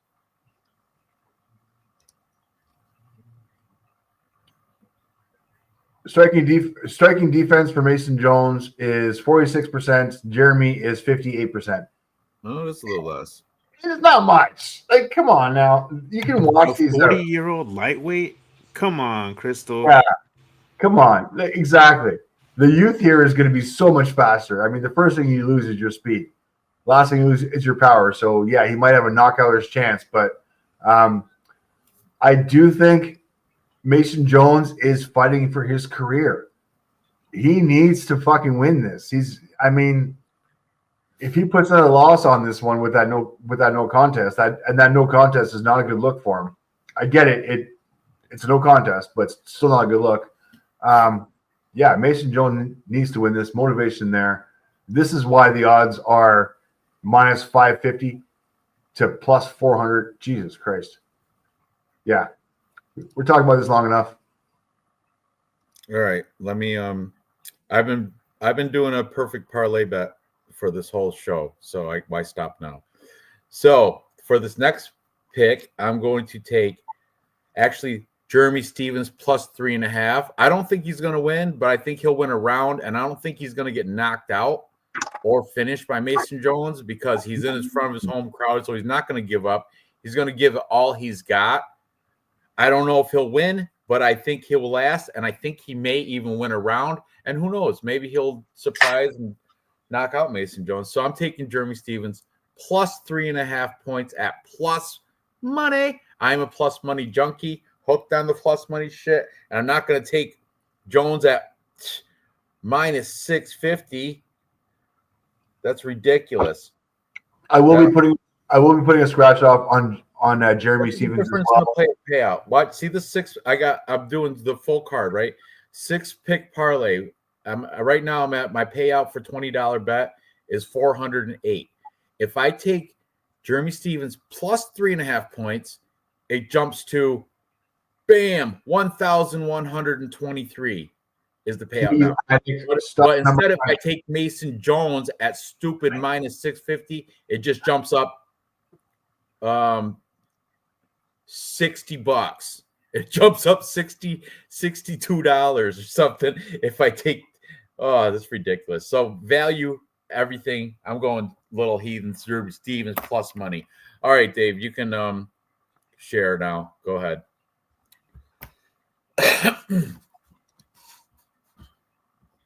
Hang on. No. We're all on Mason Jones, right? Yes. Okay. Moving on. Next, we have Cameron Smotherman, plus money guy here, taking on Series City. The Canadian is the favorite. He's 11-2. Smotherman is 12-4. He's the smaller guy, yet I like him. You know why I like him? Because I could look through his Instagram. I couldn't verify this, but everybody told me that he's been the main training partner since Diego Lopez fought. When was it? A month ago, 2 weeks ago, something. He was the main training partner for Diego Lopez then, and now Diego Lopez is the main training for Cameron Smotherman here, and he will be cage side cornering Cameron Smotherman in this fight against Series City. So I'm going to take the plus money upset for the American to beat Series City. I think Series City is more hyped than not. And in this close fight, I will take Cameron Smotherman to get the upset plus money victory over Series City. I would imagine by decision. That's just me. But you guys might have a different story. So, yeah. Next, who you got? You're right. I believe Diego Lopes is a training partner for Cameron Smotherman, and also Austin Bashi, I heard. And Smotherman, he loves to go to Miami to train. I think he's from Houston, but I think he's kind of like young and doesn't have many responsibilities, so he's just like carefree and he stays. That's his arrangement. That's why he can just travel around with Lopes like it ain't nothing. And I guess he's going to go to Mexico next after this is over and train more with him. He's just following Diego Lopez all over the world. And that's really cool, you know? That is. But, you know, I love to fade guys like this. I love to fade guys like that guy who made me look so silly, Welcomer. Yes, last week. Yeah. Over when he took care of Cameron Simon. Remember that? So yeah. All right. So I gotta go with not Cameron Smotherman. It's okay. I feel like he's a little bit. I feel like there's a chance he could get fraud checked. Plus, he's really chinny. I've seen him get knocked out in a couple fights in the past, and I feel like if you're already getting knocked out in that way so early in your career, yeah, I'm gonna go with the Canadian right here. I've seen the Canadian Series CD. He's been training for a long time too. He started with Rory. What's that guy's name from Canada? Who is it, Dave? Rory McDonald. Is it McDonald or something? Is it Rory? Yeah, he started with Rory McDonald. So he's not the only one training with and he's moved up since then. That's where he started Series City. And you know who was in the corner of Chelsea Chandler? Marab Delashvili. Look at those didn't shorts. Fucking matter a lick. I know. Come on. Why's he got to wear those shorts? Really? Oh, that's my favorite picture right there. Put that right next to the Misha Tate pictures. That's your screensaver, right? Skank Tank, right? Yeah. Screensaver. Hey, Kiwi. Yep. He'll give you semen right there. Sorry. Yeah. It doesn't count if it's with Series CD. It doesn't count if you push back. It seriously is CD wearing those shorts. Yeah. Now I'm gonna go with CD, honestly. Only for the chin factor. I think Smotherman is winning the fight until he's not. to be honest with you. I don't like that he I think CD's a safe fighter. I think he'll stay and not get knocked out. And I just see Siri winning the decision. Could be wrong, but I gotta go with CD. I was back and forth on this fight a lot, but I'm gonna stick with the Canadian. Oh, who's he working with right there, Dave? Can you click that? Is that any He's at name? MMA Lab. Oh, MMA Lab. Yeah. Okay. Oh, look, there's McGee, Marcus Yeah. McGee. Yeah. Brussels sprouts. Yeah, that looks good. I like Brussels sprouts. I love them. He's got All that steak. looks good. Is that mango? Nom, nom, nom. Pineapple, onion, Sprouts. pickles, Brussels sprouts, medium rare steak. Oh, that looks good. I want to point out also, so Siri City is the favorite on the betting odds, but if you look at the casual pick on Tapology, 71% of the casuals are on Smotherman. Only 29 are picking Siri City. Just want to throw that out there. And I am going with the casuals as well, and plus money. And I'm going to also take Cameron Smotherman plus 3.5. I'll once again add that to the perfect parlay. Boom. Now it's up big time. So, Siri City. He's a little bit bigger, taller, girthier, got longer arms. But babyface killer, Cameron Smotherman. So, yeah, he's blacker too. All right. You guys ready to move on? Who you guys got? Finally, what's your final choice? Wait, none of us just did your shit. Let's move on. No, Right, I go got ahead. Siri CD. I'm ready to go. I know. I got Siri CD. 100%. You know what I mean? As much as it pains me to go against my people. Your people. Who is your people? Who's your people? Who is your people? Wait a The guy second. that's standing behind Siri City with the glasses, Who's the your camera. people? I think I that's just your got only my people. I just They're got your my people next to the ancestry.com. guy with the Beastie Boys shirt on next to Ankh. All right. Say the N word. Say it. I can't say it in front of my Don't say kid. it, not on I my use it show, all you the know. time. Real Say, fight, come on, real- say the N word. I Not use on it. my show, especially with a hard R. I can't I know say you it. guys want It's to. even Ranj. Ranj, I'm not even doing it out of respect for Ranj because I can say it. No, you can't. You Pass. cannot. What? But I can't in Nah, front of you my will sweetheart. get punched right in the smacked right in the face. Maybe they're if trying to you get say me a that pass. in front of an authentic person like that. I'm trying not to say it. Anyway, come on. Moving on. I didn't get my turn. Go ahead then, Dave. Come on. You keep Skipping everything. Go ahead. Who's your You're pick? just. Come on, man. A little bit of respect. We're all. There's three of us here. You I don't know. get to Go hear. ahead. Fucking Go move ahead. on. Well, there's only two of us here for the first half hour. So Well, I'm sorry. The big I dick know. came out later. Okay, all right. No, just go ahead. You fucking douchebag. Go ahead. Stats. Oh, okay, I want to kill you. All right. Jeremy City. Cameron Stillman. Strike line per minute. Okay, we've got his win against Hadley and his loss against Roju, and we got the win against Armfield, loss against Tavares, and the win against Tavares, the comeback, whatever the hell it was. Regardless, strike line per minute 6.25 versus 4.87. Strike of Jordan 4.56 versus 4.44. Ground game, nothing to speak of, except for City does have a submission average or a submission 1.4 submissions compared to 0.0. So if this goes on the ground, I got CD. I like the size advantage. I like the reach advantage. They're both the same age. Cameron's odds are a little bit faded by his opponents, where his volume was able to be a little bit higher. I'm still picking the bigger guy with the longer reach, the Canadian.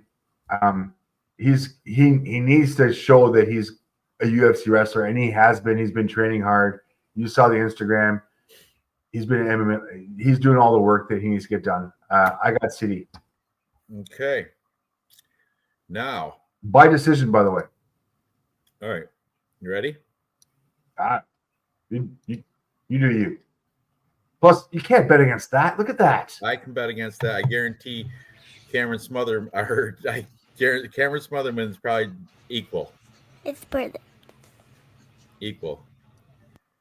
Right? All right. Moving on for real this time.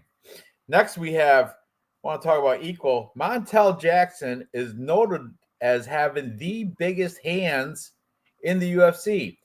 Even when Francis Ngannou was still in the UFC, Montel Jackson's hands were bigger or just as big. That's what I've heard. Heard he wears the same glove size as Brock Lesnar, Montel Jackson. And when I watched the face-offs, I was checking him out, and his hands look like spider crab. They look like Alaskan crab. Watch his fingers. They're so long and creepy looking.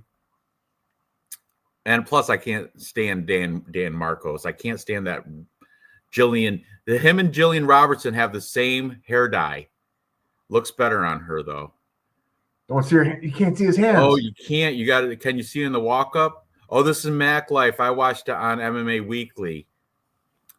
But they do it. It looks like he's holding. It's like a bunch of bananas. His fingers are so long and creepy. It's like a. Wow. Say that again. And then say the N word. Oh, Luke is gone. Okay, both of you guys, check your head. Whatever. All right, looks like for real. Looks like a crab though. Looks like a big Alaskan spider crab. His fingers did. Anyway, I'm on Montel Jackson. I think he should be. He's minus 225 on DraftKings. I think he should be like minus 260. To be honest with you, I'm not. I'm really low on Daniel Marcos. I shouldn't be because he's durable. He's tough. He's well-rounded, but you can't see the hands. You got sight. You can on MMA Weekly. I watched it. Same. Let's see. I'll find it in 2 minutes. What's that? I'll find it in 2 minutes. Face-offs. No, they don't, Crystal. Wait. See it on MMA Weekly. It was face-offs anyway, but let me move this. Oh, we can see it. Maybe we can see it on the way in. Is he going to lift his hand?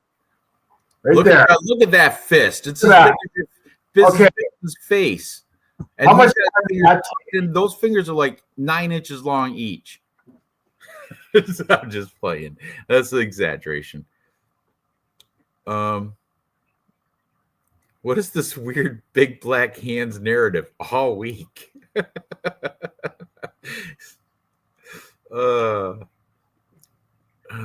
Marcos is like Lima, underrated because they cheat. Can't see the hands. Let me get that off. You can't there. In the face-offs I watched through MMA Weekly, you saw. But anyway, it doesn't really freaking matter. Doesn't matter. I'm taking Montel Jackson regardless of his hand size. Okay? Regardless. Those are big fucking paws. Yep. Those are huge paws. If he did an iron claw, he'd cover Daniel Marcos's whole face.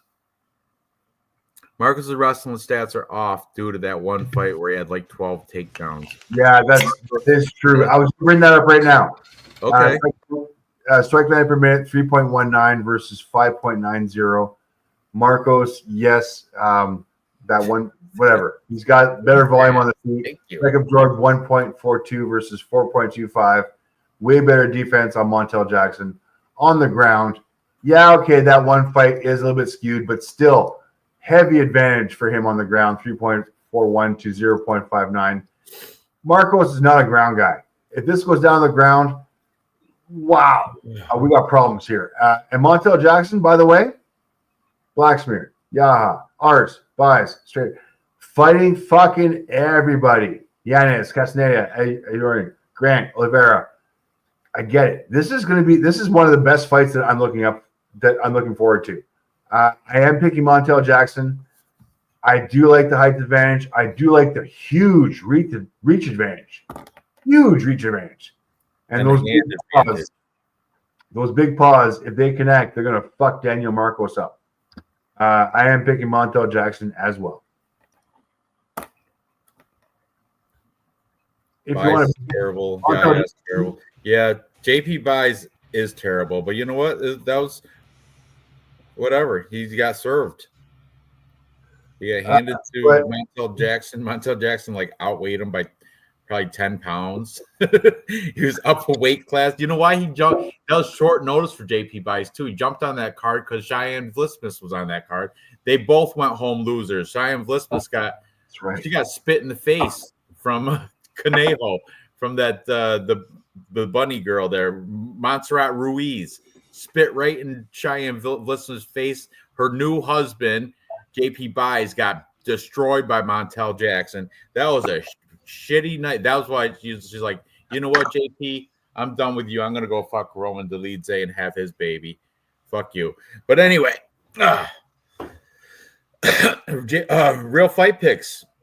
Who are you settling on? This was kind of like not as easy for me to pick. I mean, I looked at the stats. I stared at the stats. You look at that 0 that Marcos has. 75% wins by decision. The finishing upside is definitely with this is how we do it, Montel Jordan. So, man, I got to go with the guy who's slightly more dangerous. I mean, I'm reluctant to, but it's kind of crazy. I mean, you got to pick your spots. You got to pick your spots on a card like this. So there's not very many good lines and stuff like that. So I'm going to go with this is how we do it. Montel Jordan. This is how we do it. Montel. Sweet. We're all on Montel.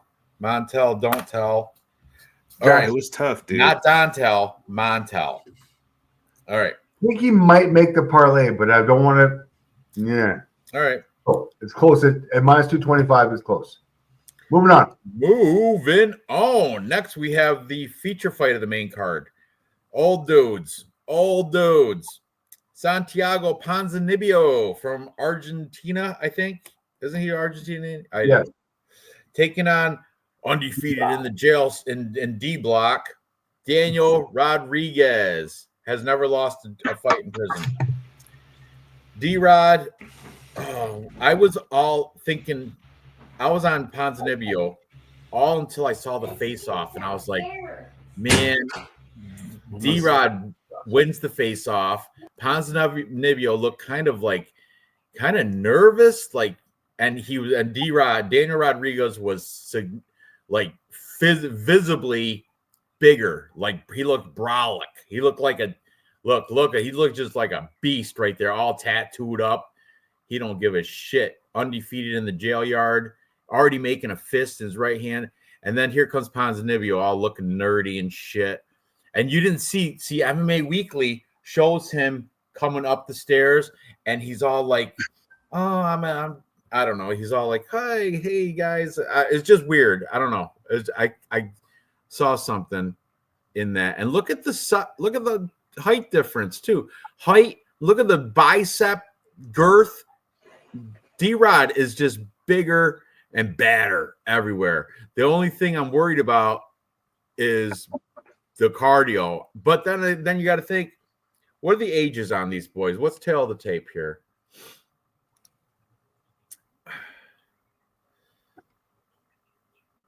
Sorry about that. 6'1". 6 foot for Ponzinibbio. So 6'1" for Rodriguez. 73-inch reach to 74-inch reach. Oh, and they're both 38. Both 38. According to this, Ponzinibbio's American Top Team, and D-Rod is 10th Planet Jiu-Jitsu. So both pretty good gyms. They're both 2 and 3 in their last 5. They're both coming off a win. Ponzinibbio's coming off a nice knockout win of Carlston Harris. He took my money on that sucker. I was high on Carlston Harris. I thought that was a lock. Ponzinibbio, yep, fuck him.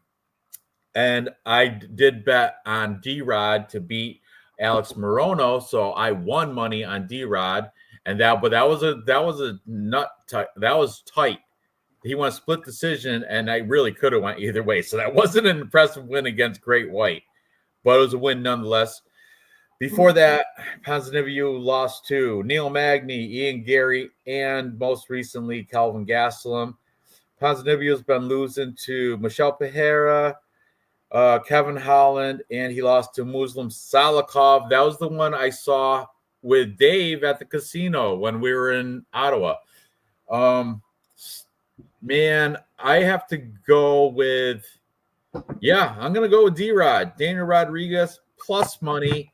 Once again, I think he's going to tough it out through the whole thing and win a decision. Hopefully he just comes with power and knocks out Ponzinibbio, but I don't know if that's going to happen.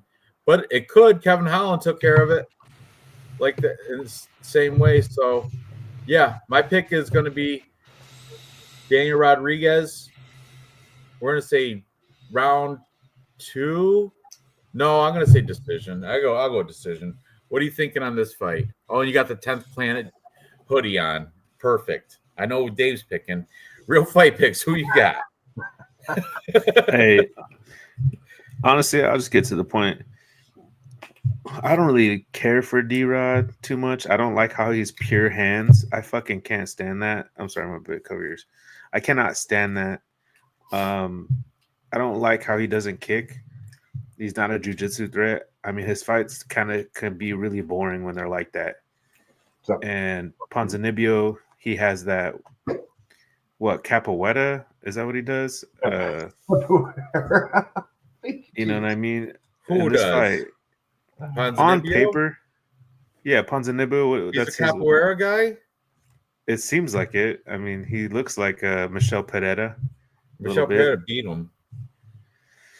I'm just gonna say this, dude. On paper, D-Rod is the better fighter. He should win. That's Miles. Got it. I'm gonna go with reluctantly. I'm not putting any money on this because I don't trust him. Okay, I do not trust him. I like the plus money sound of it because I think he's gonna truly win. Like if you ask me who do you think's gonna win, so he's plus money, you'd think I would naturally want to just bet on that. But I got D-Rod as well. I do. He's got more volume. I don't see the wrestling threat that's going to keep him from getting off that volume on Ponzinibbio. It's kind of an easy pick, but like I said, he's limited just to his hands.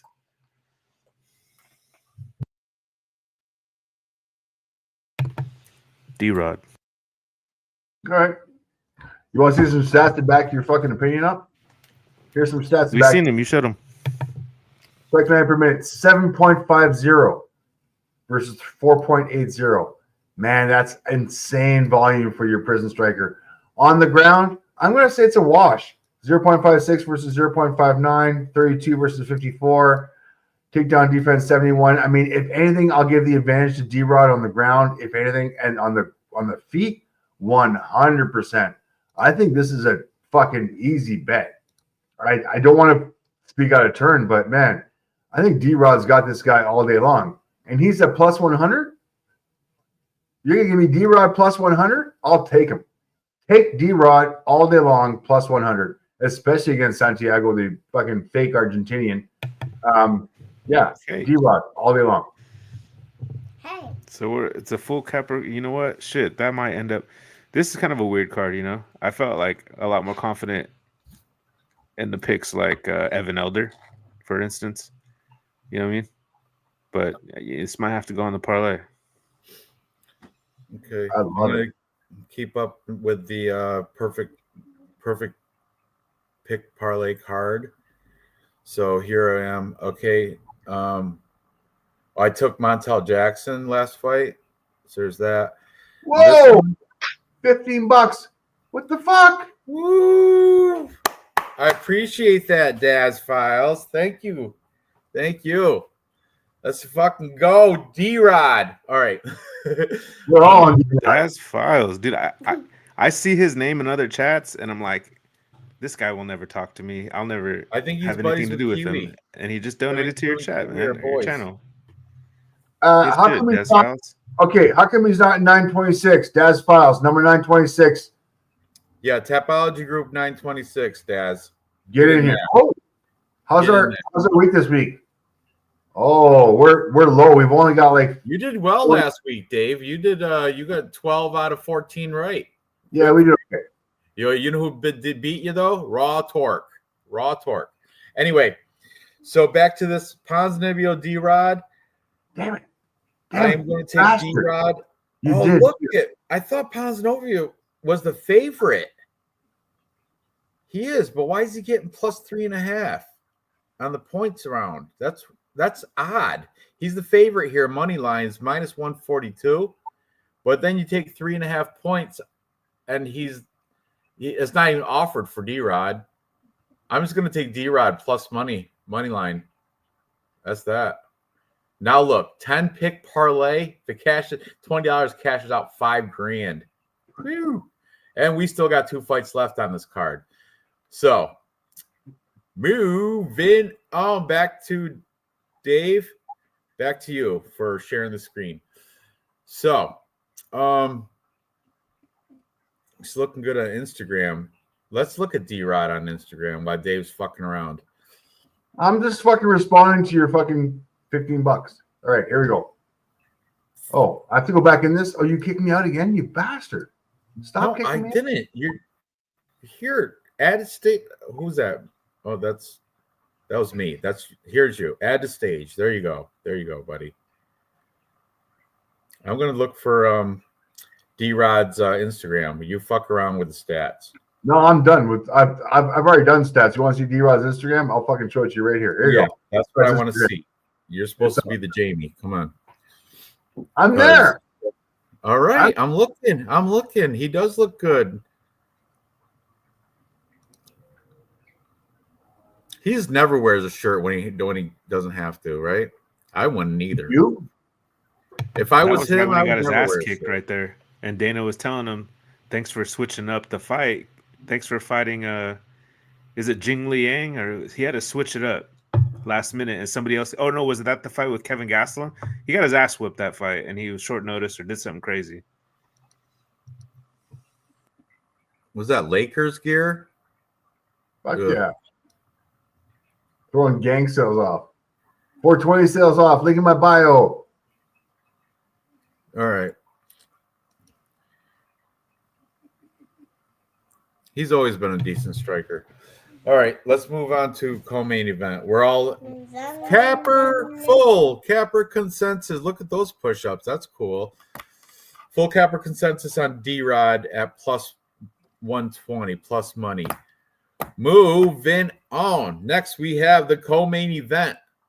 From France, we have Renier de Ridder taking on the wrestling phenom from Penn State University, Bo Nickel.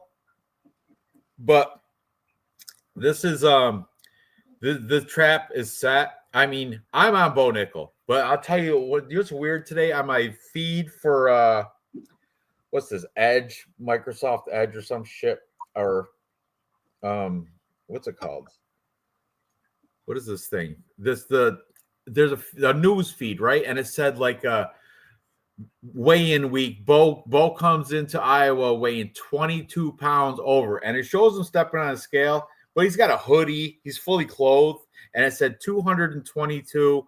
It was 32 pounds over or some shit, something ridiculous. And he was like, well, looks like I'm going to have a long week.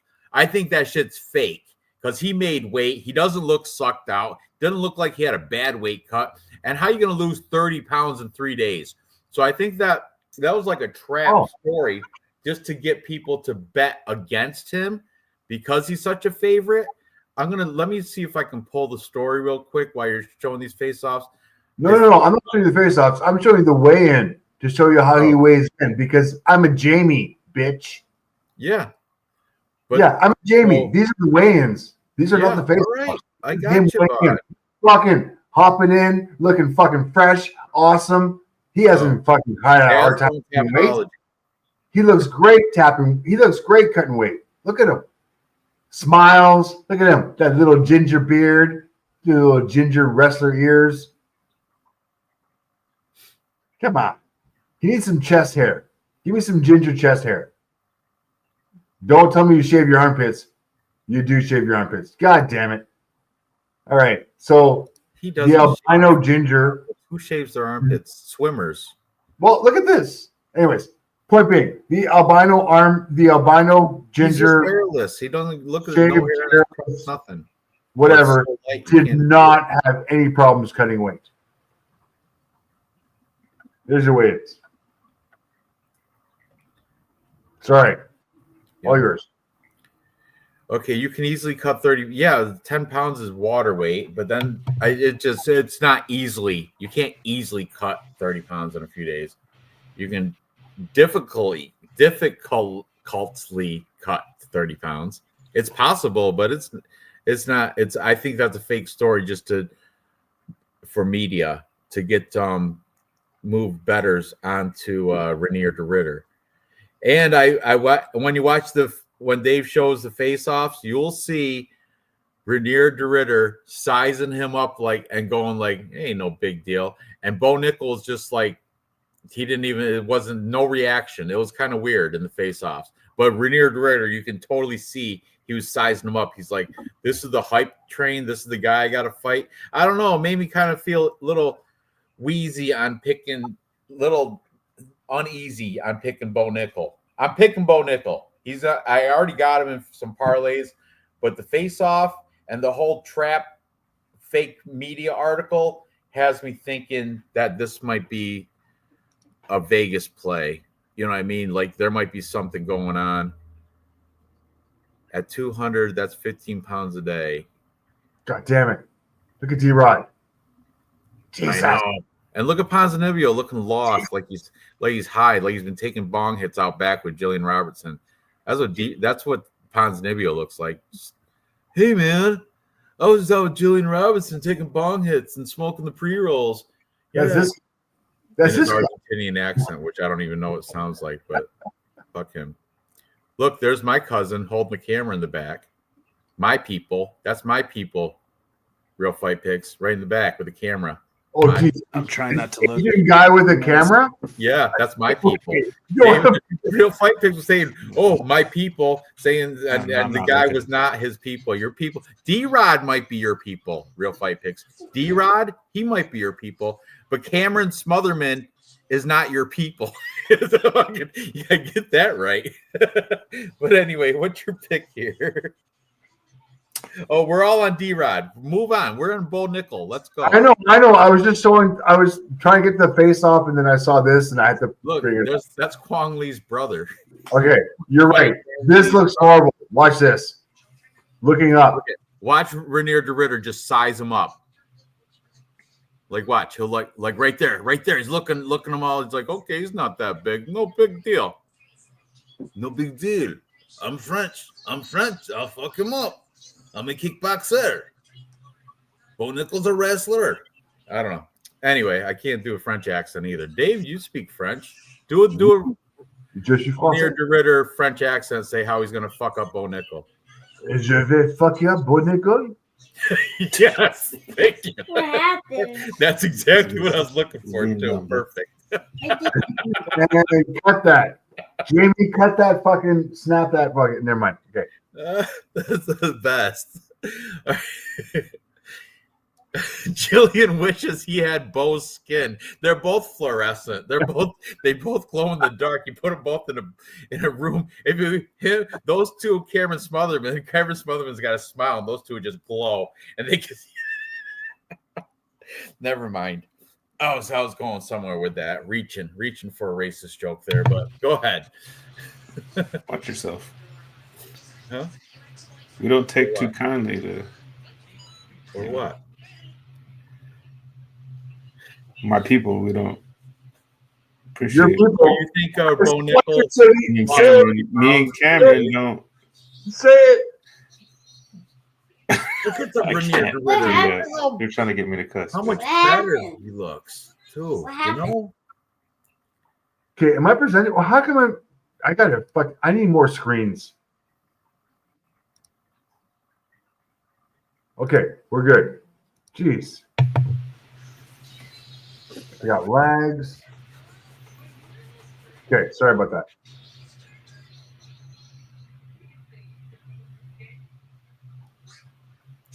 What's happening right now? Nothing me. I was thinking. All right, so we're all on both. I'm on Bo Nickel. Me too. Real Fight Picks didn't give his breakdown, did you?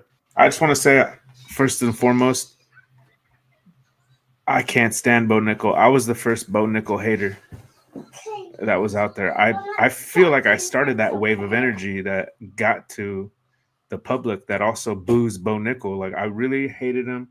I always try to talk trash and left stupid comments saying, when is he going to fight somebody that's in the top 50? You know, he calls himself the great, and he's saying he's going to fight Kamzat back in the day and all this and that. He couldn't even handle whoever the fuck was it. Was it Cody Brundage? Somebody shitty. So, you know, I hate the UFC too, because I could see themselves just high-fiving themselves in the war room on Tuesday. High five, Hunter. High five, Sean.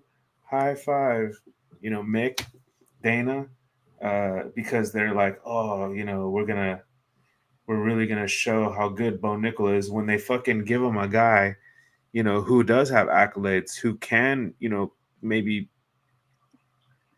propel Bo Nickel into, you know, a better trajectory.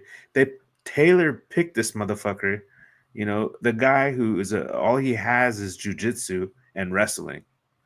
And Bo Nickel can cancel that out with his superior wrestling. He's not going to get a finish. This fight's going to be more boring than the last fight when he fought, was it Cody Brundage or whatever shitty fighter that was? It's going to be shittier than that, because Rainier is decent, and he's just going to, you know, throw up submissions off his back for fucking 15 minutes. So Bo Nickel, he sucks. So Rainier doesn't suck. Rainier's good. He'd beat anybody else. He beat Gerald Mearshart. So look, Bo Nickel, according to this article, says arrived in Des Moines fight week, staggering 37 pounds over. Okay. But then you notice he's got a hoodie on and everything. I watched this video, and he steps on a scale, says 222.6. All right. Scale reading of 222 pounds 3 days before he must weigh in. However, this guy picked up, just as I did, he's not in the picture when it shows the number. Okay. He's wearing full clothes with a hoodie. He's probably closer to 212, still big, but different. The camera cuts out. Definitely not 220 pounds. So as I suspected, this shit is just a fake troll story just to get people to think he's going to, you know, got a bad weight cut. So Rainier DeRitter can get a little bit of change put on him. That's my point. But yeah, take it for what you will. Dave, back on you. Oh, it's not even close as far as okay. Stats, we got Holland and Mearshart. I get it. As far as the other stats for Bo Nickel goes, we got Craig, Brundage, Woodburn, Pickett, and Beard. So take these stats with a grain of salt, please. Ritter, bigger guy, 6'4" versus 6'1". Got little miniature arms though, so 2-inch reach advantage. We're not going to do anything with a 2-inch reach advantage. Strike time per minute 3.28 versus 2.65. Strike absorb 2.69 versus 1.86. Pretty much even striking ratio. I like Bo Nickel's defense, but Bo Nickel's defense is the ground game. It is the takedown. He is that is his specialty. Takedown average for Ritter 6.89 versus 3.61. I get it. He beat Gerald and he beat Holland. Holland's got nothing. Mearshart, we can go deep actually. Hang on a second. I'll show you exactly where his takedowns were. Against Kevin Holland, took him down twice. Took down Gerald 5 times. This is when Gerald, I think, was short notice, heavy, not in the game. This was not one of his prime things. So not a good. I don't care about this one. The one against Kevin Holland, very good. But hey, Kevin Holland, not the best ground guy in the world. I'm still going Bo Nickel. I got to go Bo Nickel on this one. Bo Nickel taken down. Let me think. Never taken down. So Renier de Ritter better bring his A game because he needs to take this guy down. I don't see it happening. I see Bo Nickel imposing whatever the hell he wants to. He's going to come in, by the way, in his weigh-in. Did you see his weigh-in? Yeah, Tack on 20 pounds to that. He had a fine weight cut. He just doesn't look. He's smiling. He didn't suffer. That wasn't no 37-pound weight loss in Point 3 being, days. now tack on 10 to 20 pounds to that frame because this is his weigh-in, which is obviously he did fine on. If you check his Instagram, oh shit, hang on, I went too far. If you check his Instagram is pretty much just him being able to cut weight with the best of them. Yeah, he's a competitive look wrestler. Look at this. Look at this. The Astro suit on. This is him. This is his jam. Is him. Look at this. That's what's his next one? Oh yeah, this is what he does. He cuts weight. He's gonna come in so much bigger. But yeah, okay, he's got this right now. This is little. I ginger. still don't think he was coming in at 220. No. Maybe 210 or something. Maybe, but I don't think he lost 40 pounds. You're telling me this guy doesn't know how to cut weight? Come on. He's looking tubby there. Maybe. This is what this guy does. Ball hands. Enough with the hands. Point being, I do not see Bo Nickel. Renier de Ritter's Dutch? I thought he was French. Yeah, He's that's Dutch. a French flag by his freaking record on Tapology. It's a French flag. Yes. Anyways, regardless, minus 400, Bo Nickel. I got this easy. I don't know if it's going to be within distance. I'm going to give the French guy a little bit of credit. So, no. Yes, it's hilarious. Renier de Ritter is probably related to the slave traders. Let's hate on him. Oh, slavery. Get shit done. How do you think the pyramids are built? Come on, Lupe. Say it. Say the word. What? The pyramids were built with sound. Nicaragua. Not the sound of the N-word, though, real fight pigs. Don't say it. You say it, I gotta ban you. Oh, is boxing good? Renier de Ritter's very hittable and reacts bad. Agreed. I was not impressed with Renier de Ritter's fight with Gerald Meerschaert. I had Meerschaert money on him, but I still, I think Meerschaert showed had a pretty good fight for himself till he got choked out. Watch yourself, my people.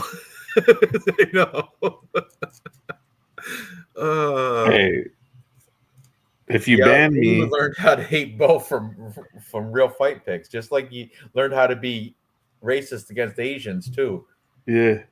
You know what's crazy is he has 3,000 people in his chat, and I swear, 2 times last week, the last 3 times I've been in his live, 2 times he recognizes he comments to my comment, which is kind of crazy. Oh, really? I never catch any of these live. I would love to, but I never catch any of these shows live.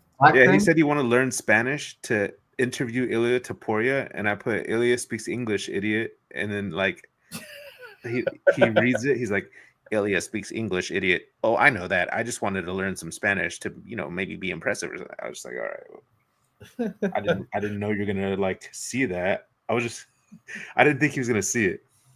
I'm a genius. 60%, 4% of both. All right. You ready to move on to the main event?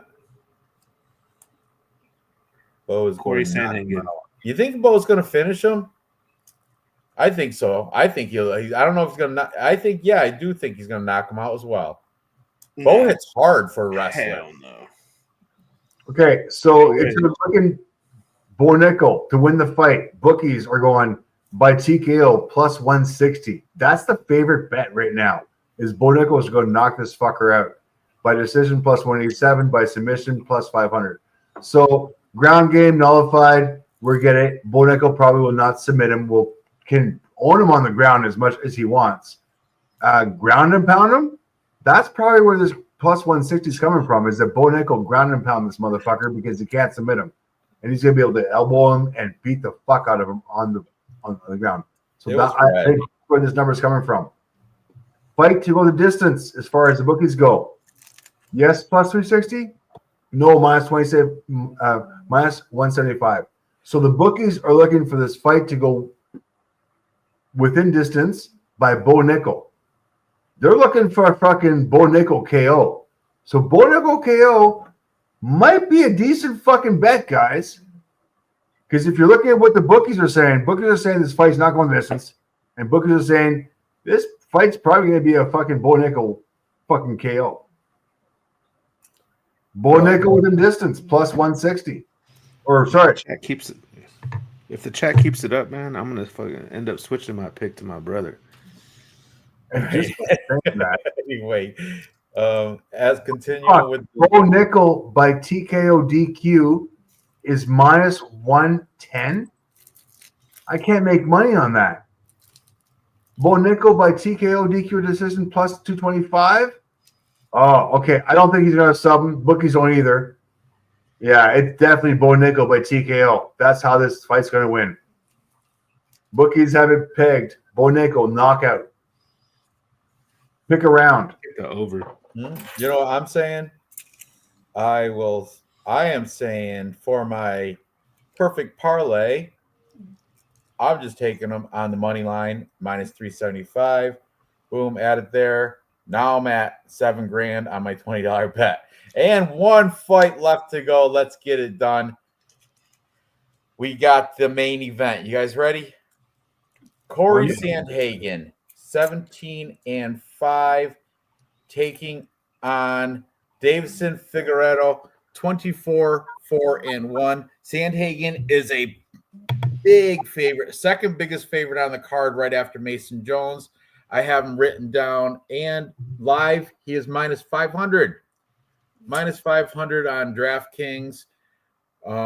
Davis Figueiredo comes back at plus 390 on DraftKings Sportsbook. And Davis and Figueiredo won the face-offs. Without a doubt, he won the face-offs.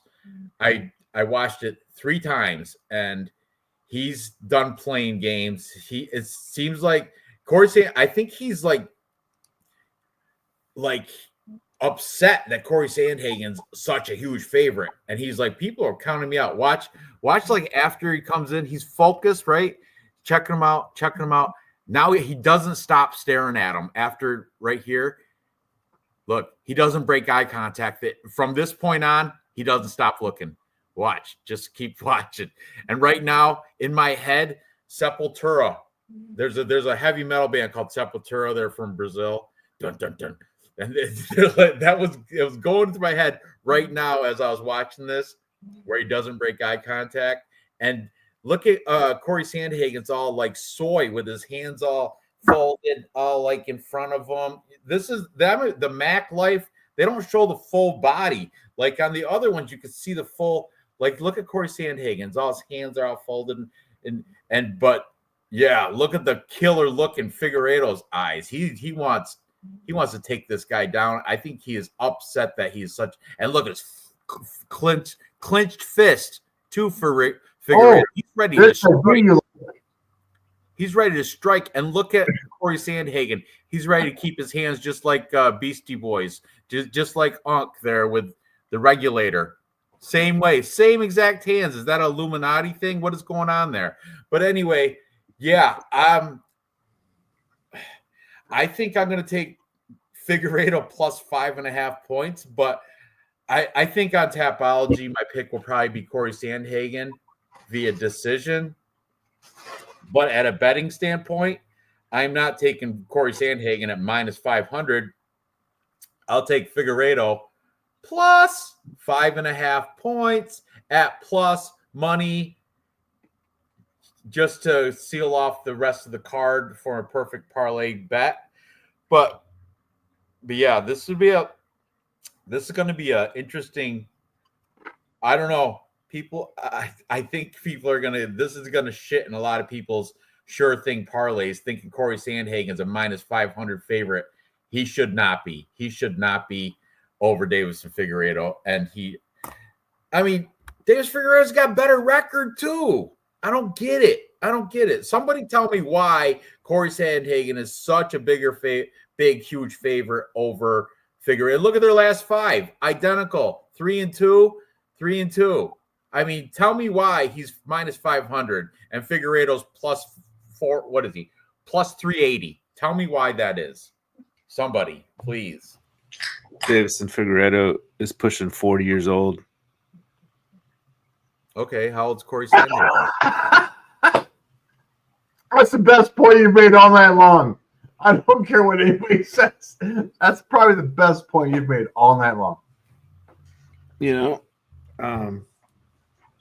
On the side note, speaking of Corey Sandhagen, he makes a lot of money on OnlyFans.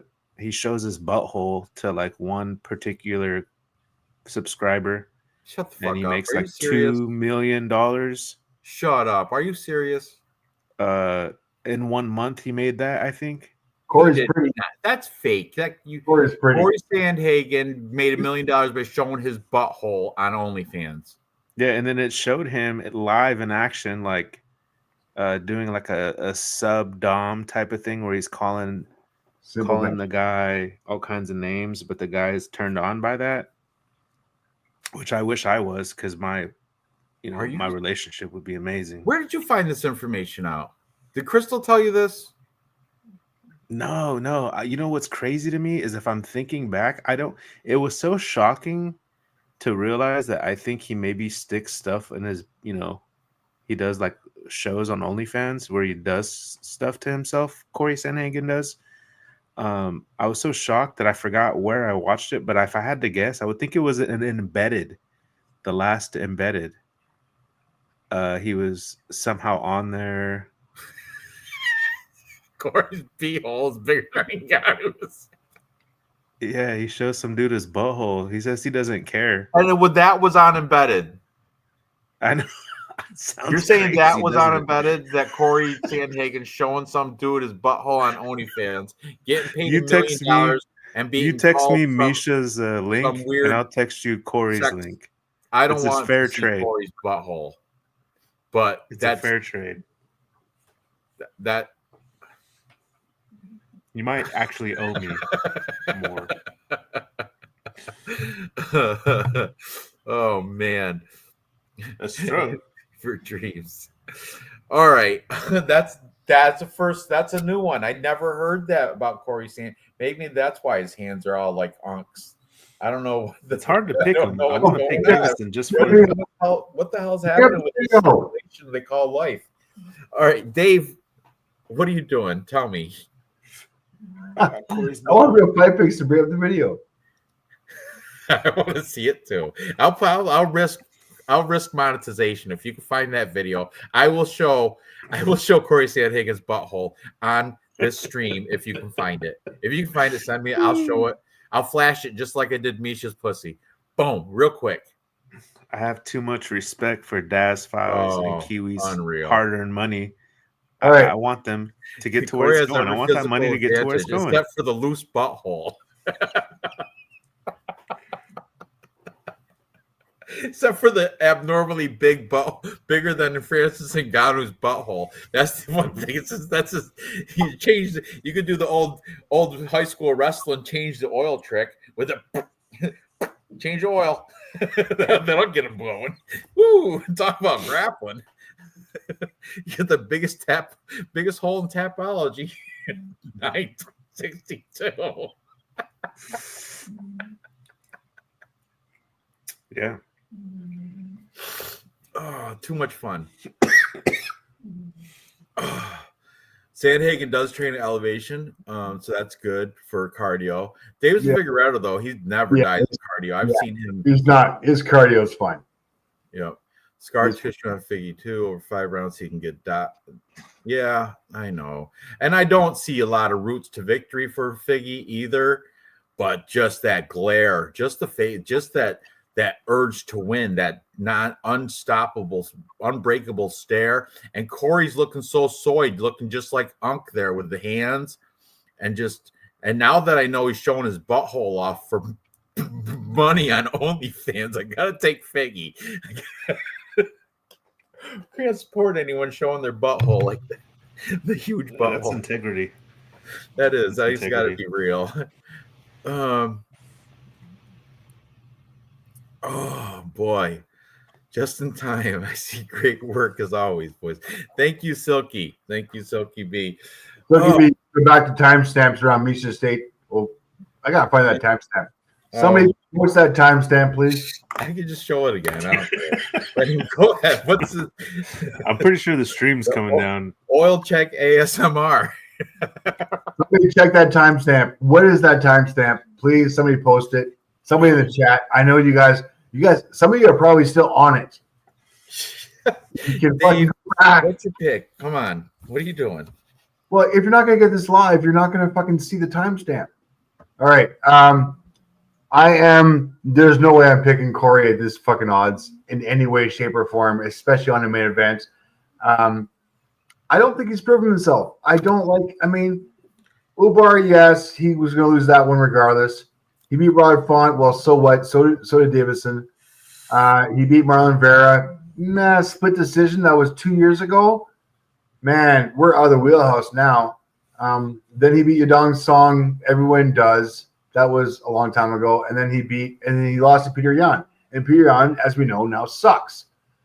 Davidson Figueiredo, also, he lost to Peter Yan. Let's not talk about that.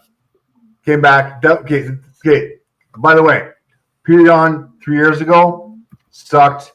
Come back, decent. Came back, fucking showed some decent shit about 6 months ago. Beat Marlon Vera. Beat Cody Garbrandt, beat Rob Font, just like fucking Corey did, and then lost to Brandon Moreno. Brandon Moreno that was 2 years ago when Brandon Moreno was at the top of his career. So I think Davidson Figueiredo needs to avenge his last loss, which I think is embarrassing to Peter Yan. And I don't see fucking Corey beating him. How's he going to beat him? Knock him out? Nope. Sub him? Probably not. I don't see where this goes. Chat, help me out. I kind of like Davison in this one. So whatever. We don't put any money. We don't put any money on main events. We don't put them in parlays. These odds are ridiculous at minus 550 to plus 400. So you know what? Fucking money line plus 400 on the money line for Davison Figueiredo. There's your plus 5.5, Ranj, for plus 137. Yeah, that's what I'm taking. I'll show you. That should get you about what, 9 grand? 10 grand. Oh, let me share it. Sorry, I was looking at pictures of Misha Tate again. Oh my god. For real. I'm not even lying. So there's bigger ones. I was gonna share them too, but I'm like, nah. Close-ups of the boiled ham, if you know what I mean. All right, so hang on. What? Don't be doing anything stupid, Dave. Don't get us demonetized. We're doing good. I don't monetize anyway, so I don't give a shit about that. All right, so look, I'm taking Davidson Figueiredo plus 5.5 at plus money, plus 140 still. All he's got to do is win one round and last and not get finished, and it'll cash. So add that now. Get out of here. My $20 bet for a perfect full 12 card perfect parlay with a lot of plus monies on here. Plus 3.5 for Quang Lee, plus 3.5 for Rodriguez, plus 3.5 for Loader, plus 3.5 for Yana Santos, plus 3.5 for Jeremy Stevens. A lot of plus 3.5s. Cameron Smotherman, and finally Davidson Figueiredo plus 5.5. All those plus monies. $20 equals 16,880. So I'm going to cut that down. I don't need to wait I'm gonna do just a $10 because I can still, $10 pays out $8,442. Placing my bet. That's a $10 bet for the perfect card. Now, boys, we have to come up with a 3-leg parlay. And did both you guys take Davis and Figueiredo, or yeah? I'm honestly, I'm reluctant to do it. I want to pick against Corey because I think it's weird. You just, All right. it's cool. He's open-minded, but I got to go with Corey. I'm gonna go with his open mind. Okay. And open-minded I and think he's open good. butthole too. He opens his butthole too. By the way, so if everyone goes it's actually almost exactly 1 hour into the live stream, and then you guys can pause because as soon as 1 hour, perfect. Well, as soon as this live stream is done, this is going to be taken off the fucking there's no way this is going to get on Ranj's channel. So you guys have until the end of the stream to go back to 1 hour in 1 hour minus 10 seconds. And there you go. Crystal, don't do that. Don't report shit. What are you doing? She's got that Britney Spears vibe. No nudes yet. I passed some real scantily ones. Ooh boy. Oh boy. We're getting in danger zone. We're getting into the danger zone. Oh boy. I thought that was gonna my heart's racing. I don't know if I want to every time you get close to the bot. Oh, okay. So far so good. Better stay up. I better stay up here.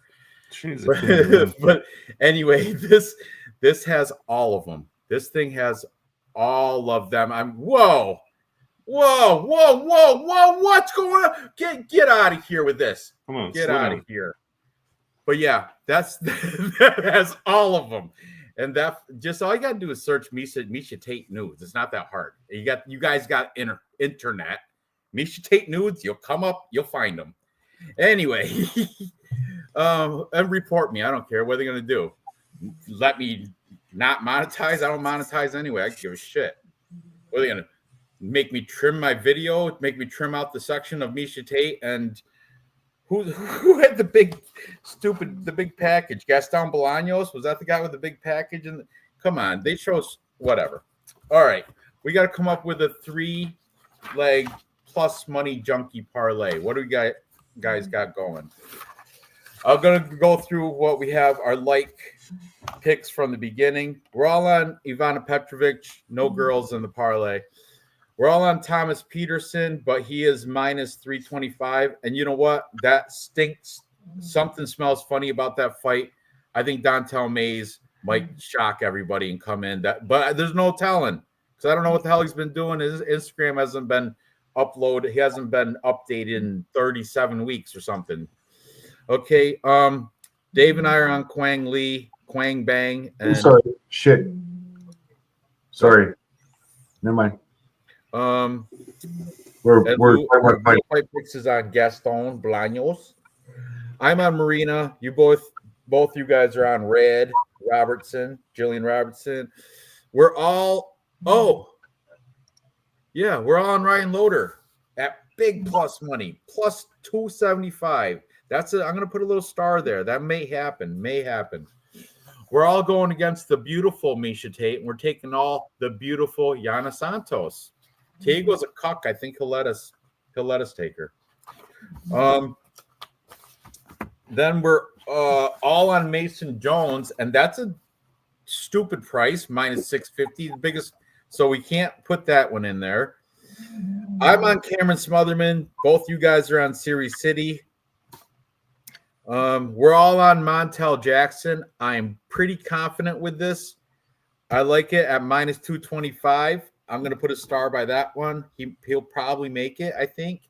We're all on D-Rod. He's plus money, plus 120 over Santiago Ponzinibbio. I'm fine taking that one too. A little star there. We're all on Bo Nickel. I don't want to take that one. Minus 375. A little too chalky for our 3-legger. And we're split on Real Fight Pigs is taking Corey Sandhagen. Dave and I are leaning Figueiredo, but of course it's in the main event. We don't put them in the parlay either. So, what are you guys thinking? D-Rod, Montel Jackson, and Ryan Loader? Okay, well, we're going to take out Jillian Robinson right out of there. We're going to take out Ivana right out of there.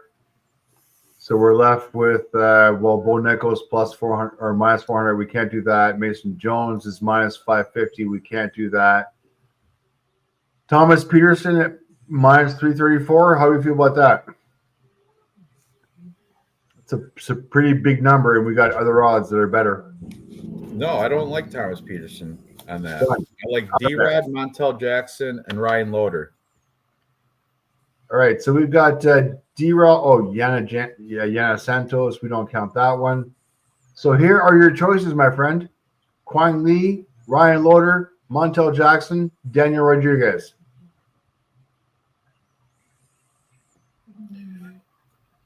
Say that again. Okay. I would take out Kwang Lee because somebody didn't take him. I take it. All right. Yeah. So we're going to Ryan Loader. Took Bolaños. Wow. So there you go. So like our plus money parlay right now is Ryan Loader over Asmat, which I like, by the way. Even still is plus 300, I like it. Montel Jackson minus 225. I'm confident. And D-Rod at plus 100 over Santiago. I fucking like this. Plus 1,055. Yeah, I got it on DraftKings at plus 1,075. Sweet. Same. This one I'll throw 20 on. For fun. 20 brings you back $235. Anyways, that is a ridiculous plus money parlay.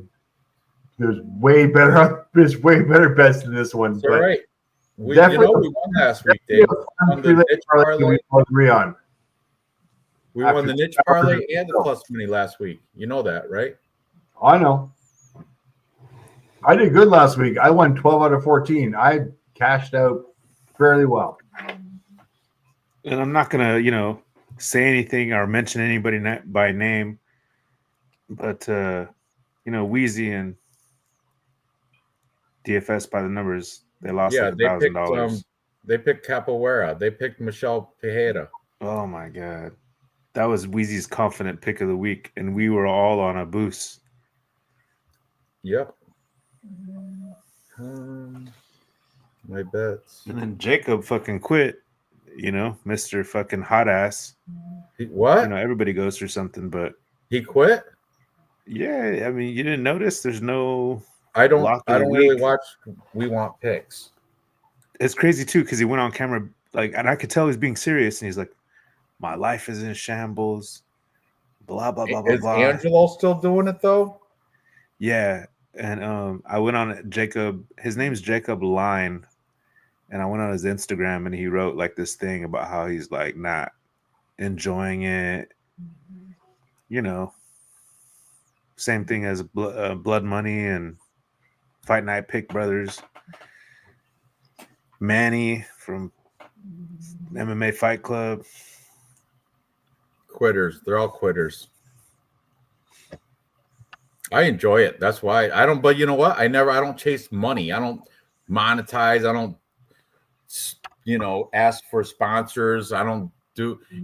Cody and the Dogger Pass. They didn't quit, but they switched channels because they didn't like promoting betting sites that they can't even bet. Cody goes, some of these sites they wanted me to promote, I can't even bet because I'm in Canada and they're American sites. And they had a big thing, but they're still doing the show. That's just under a different. Now it's called Beating the Bookie Beatdown. It's called Bookie Beatdown instead of used to be called Dog or Pass. Now it's called Bookie Beatdown. Yeah, it's all about money. I'll watch it tonight. I haven't watched it this week. I used to watch them every week. I have to check that out. I can't seem to. You know what I did watch? I did watch the UFC tracker prediction. I fucking love that show now. I don't even listen to the guy. I just kind of the UFC prediction tracker. Oh, he yeah. He copied your idea. Yeah, but he does it very well. That's how I wanted to do it, but actually mine's more authentic because you hear the of the whiteboard and you hear the Japanese techno in the back. No, you can't. That's authentic. You can't mimic that. What he does is you don't even know what the guy looks like. He just does computer and he's got that scammer accent, like that Indian scammer accent. All right, here's paste. Here's our plus money parlay, our plus money junkie parlay. Plus money junkie parlay. 3-pick parlay. Ryan Loader, Montel Jackson, Daniel Rodriguez, and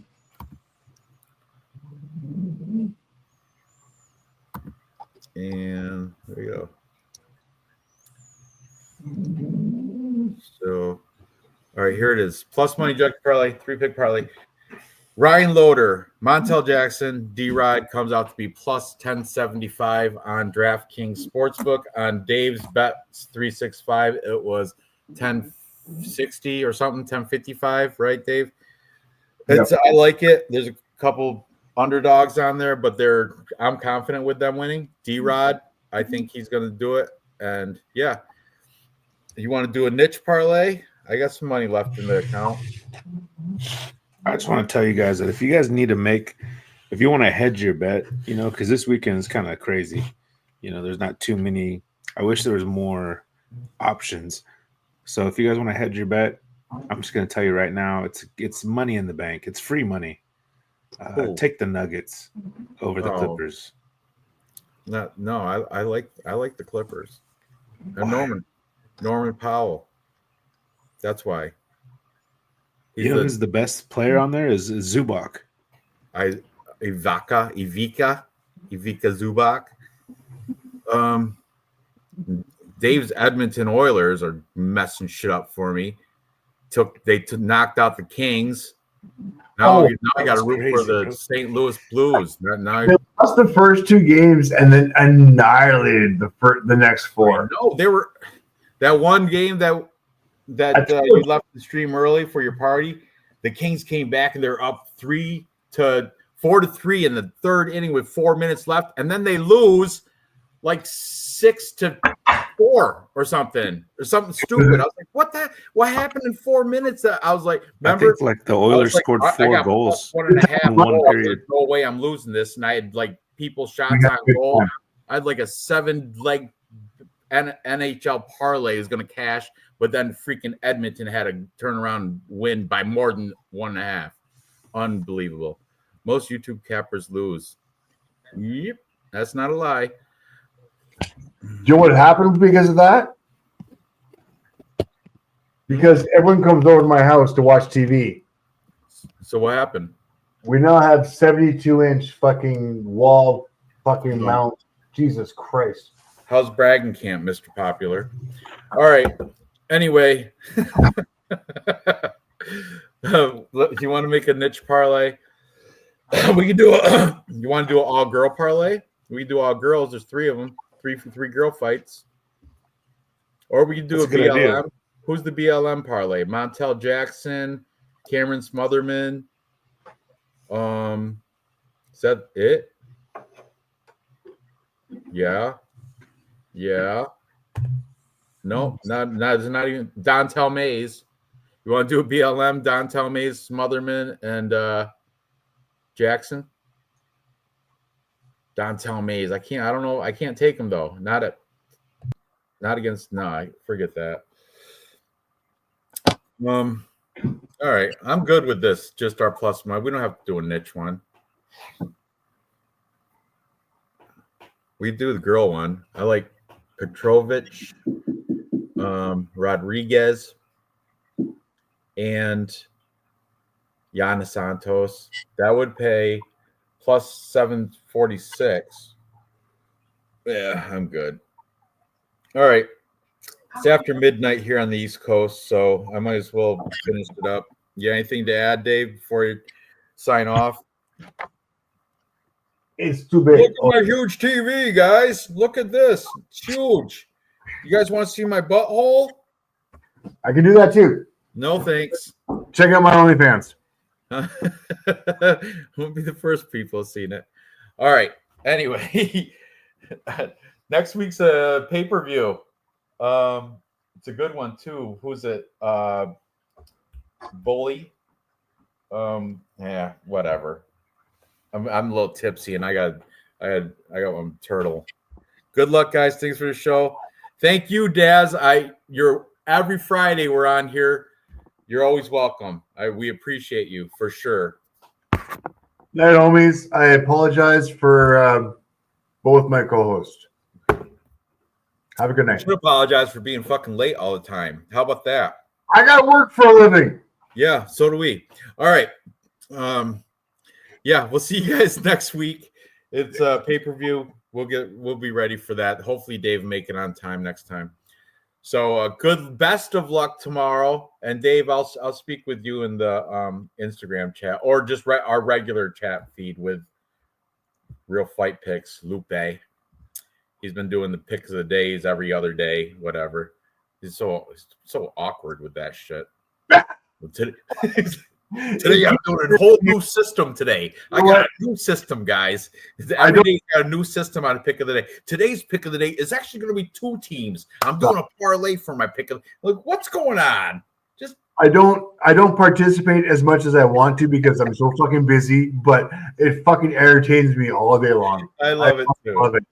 I mean, I try to put in whenever I can, but fuck, I love you guys. You guys are fucking hilarious. I do. I try to do them. I've missed a few recently, but I'm busy. All right, night, homies. Guys. Thanks, chat. Take care. Daz Files. Thanks, yeah, homie. what is it? Tapology 9. Number 926. Number 9. Tapology 926. Join it. Get in there. All right. Thanks, guys. Good luck later next week. Night, homies.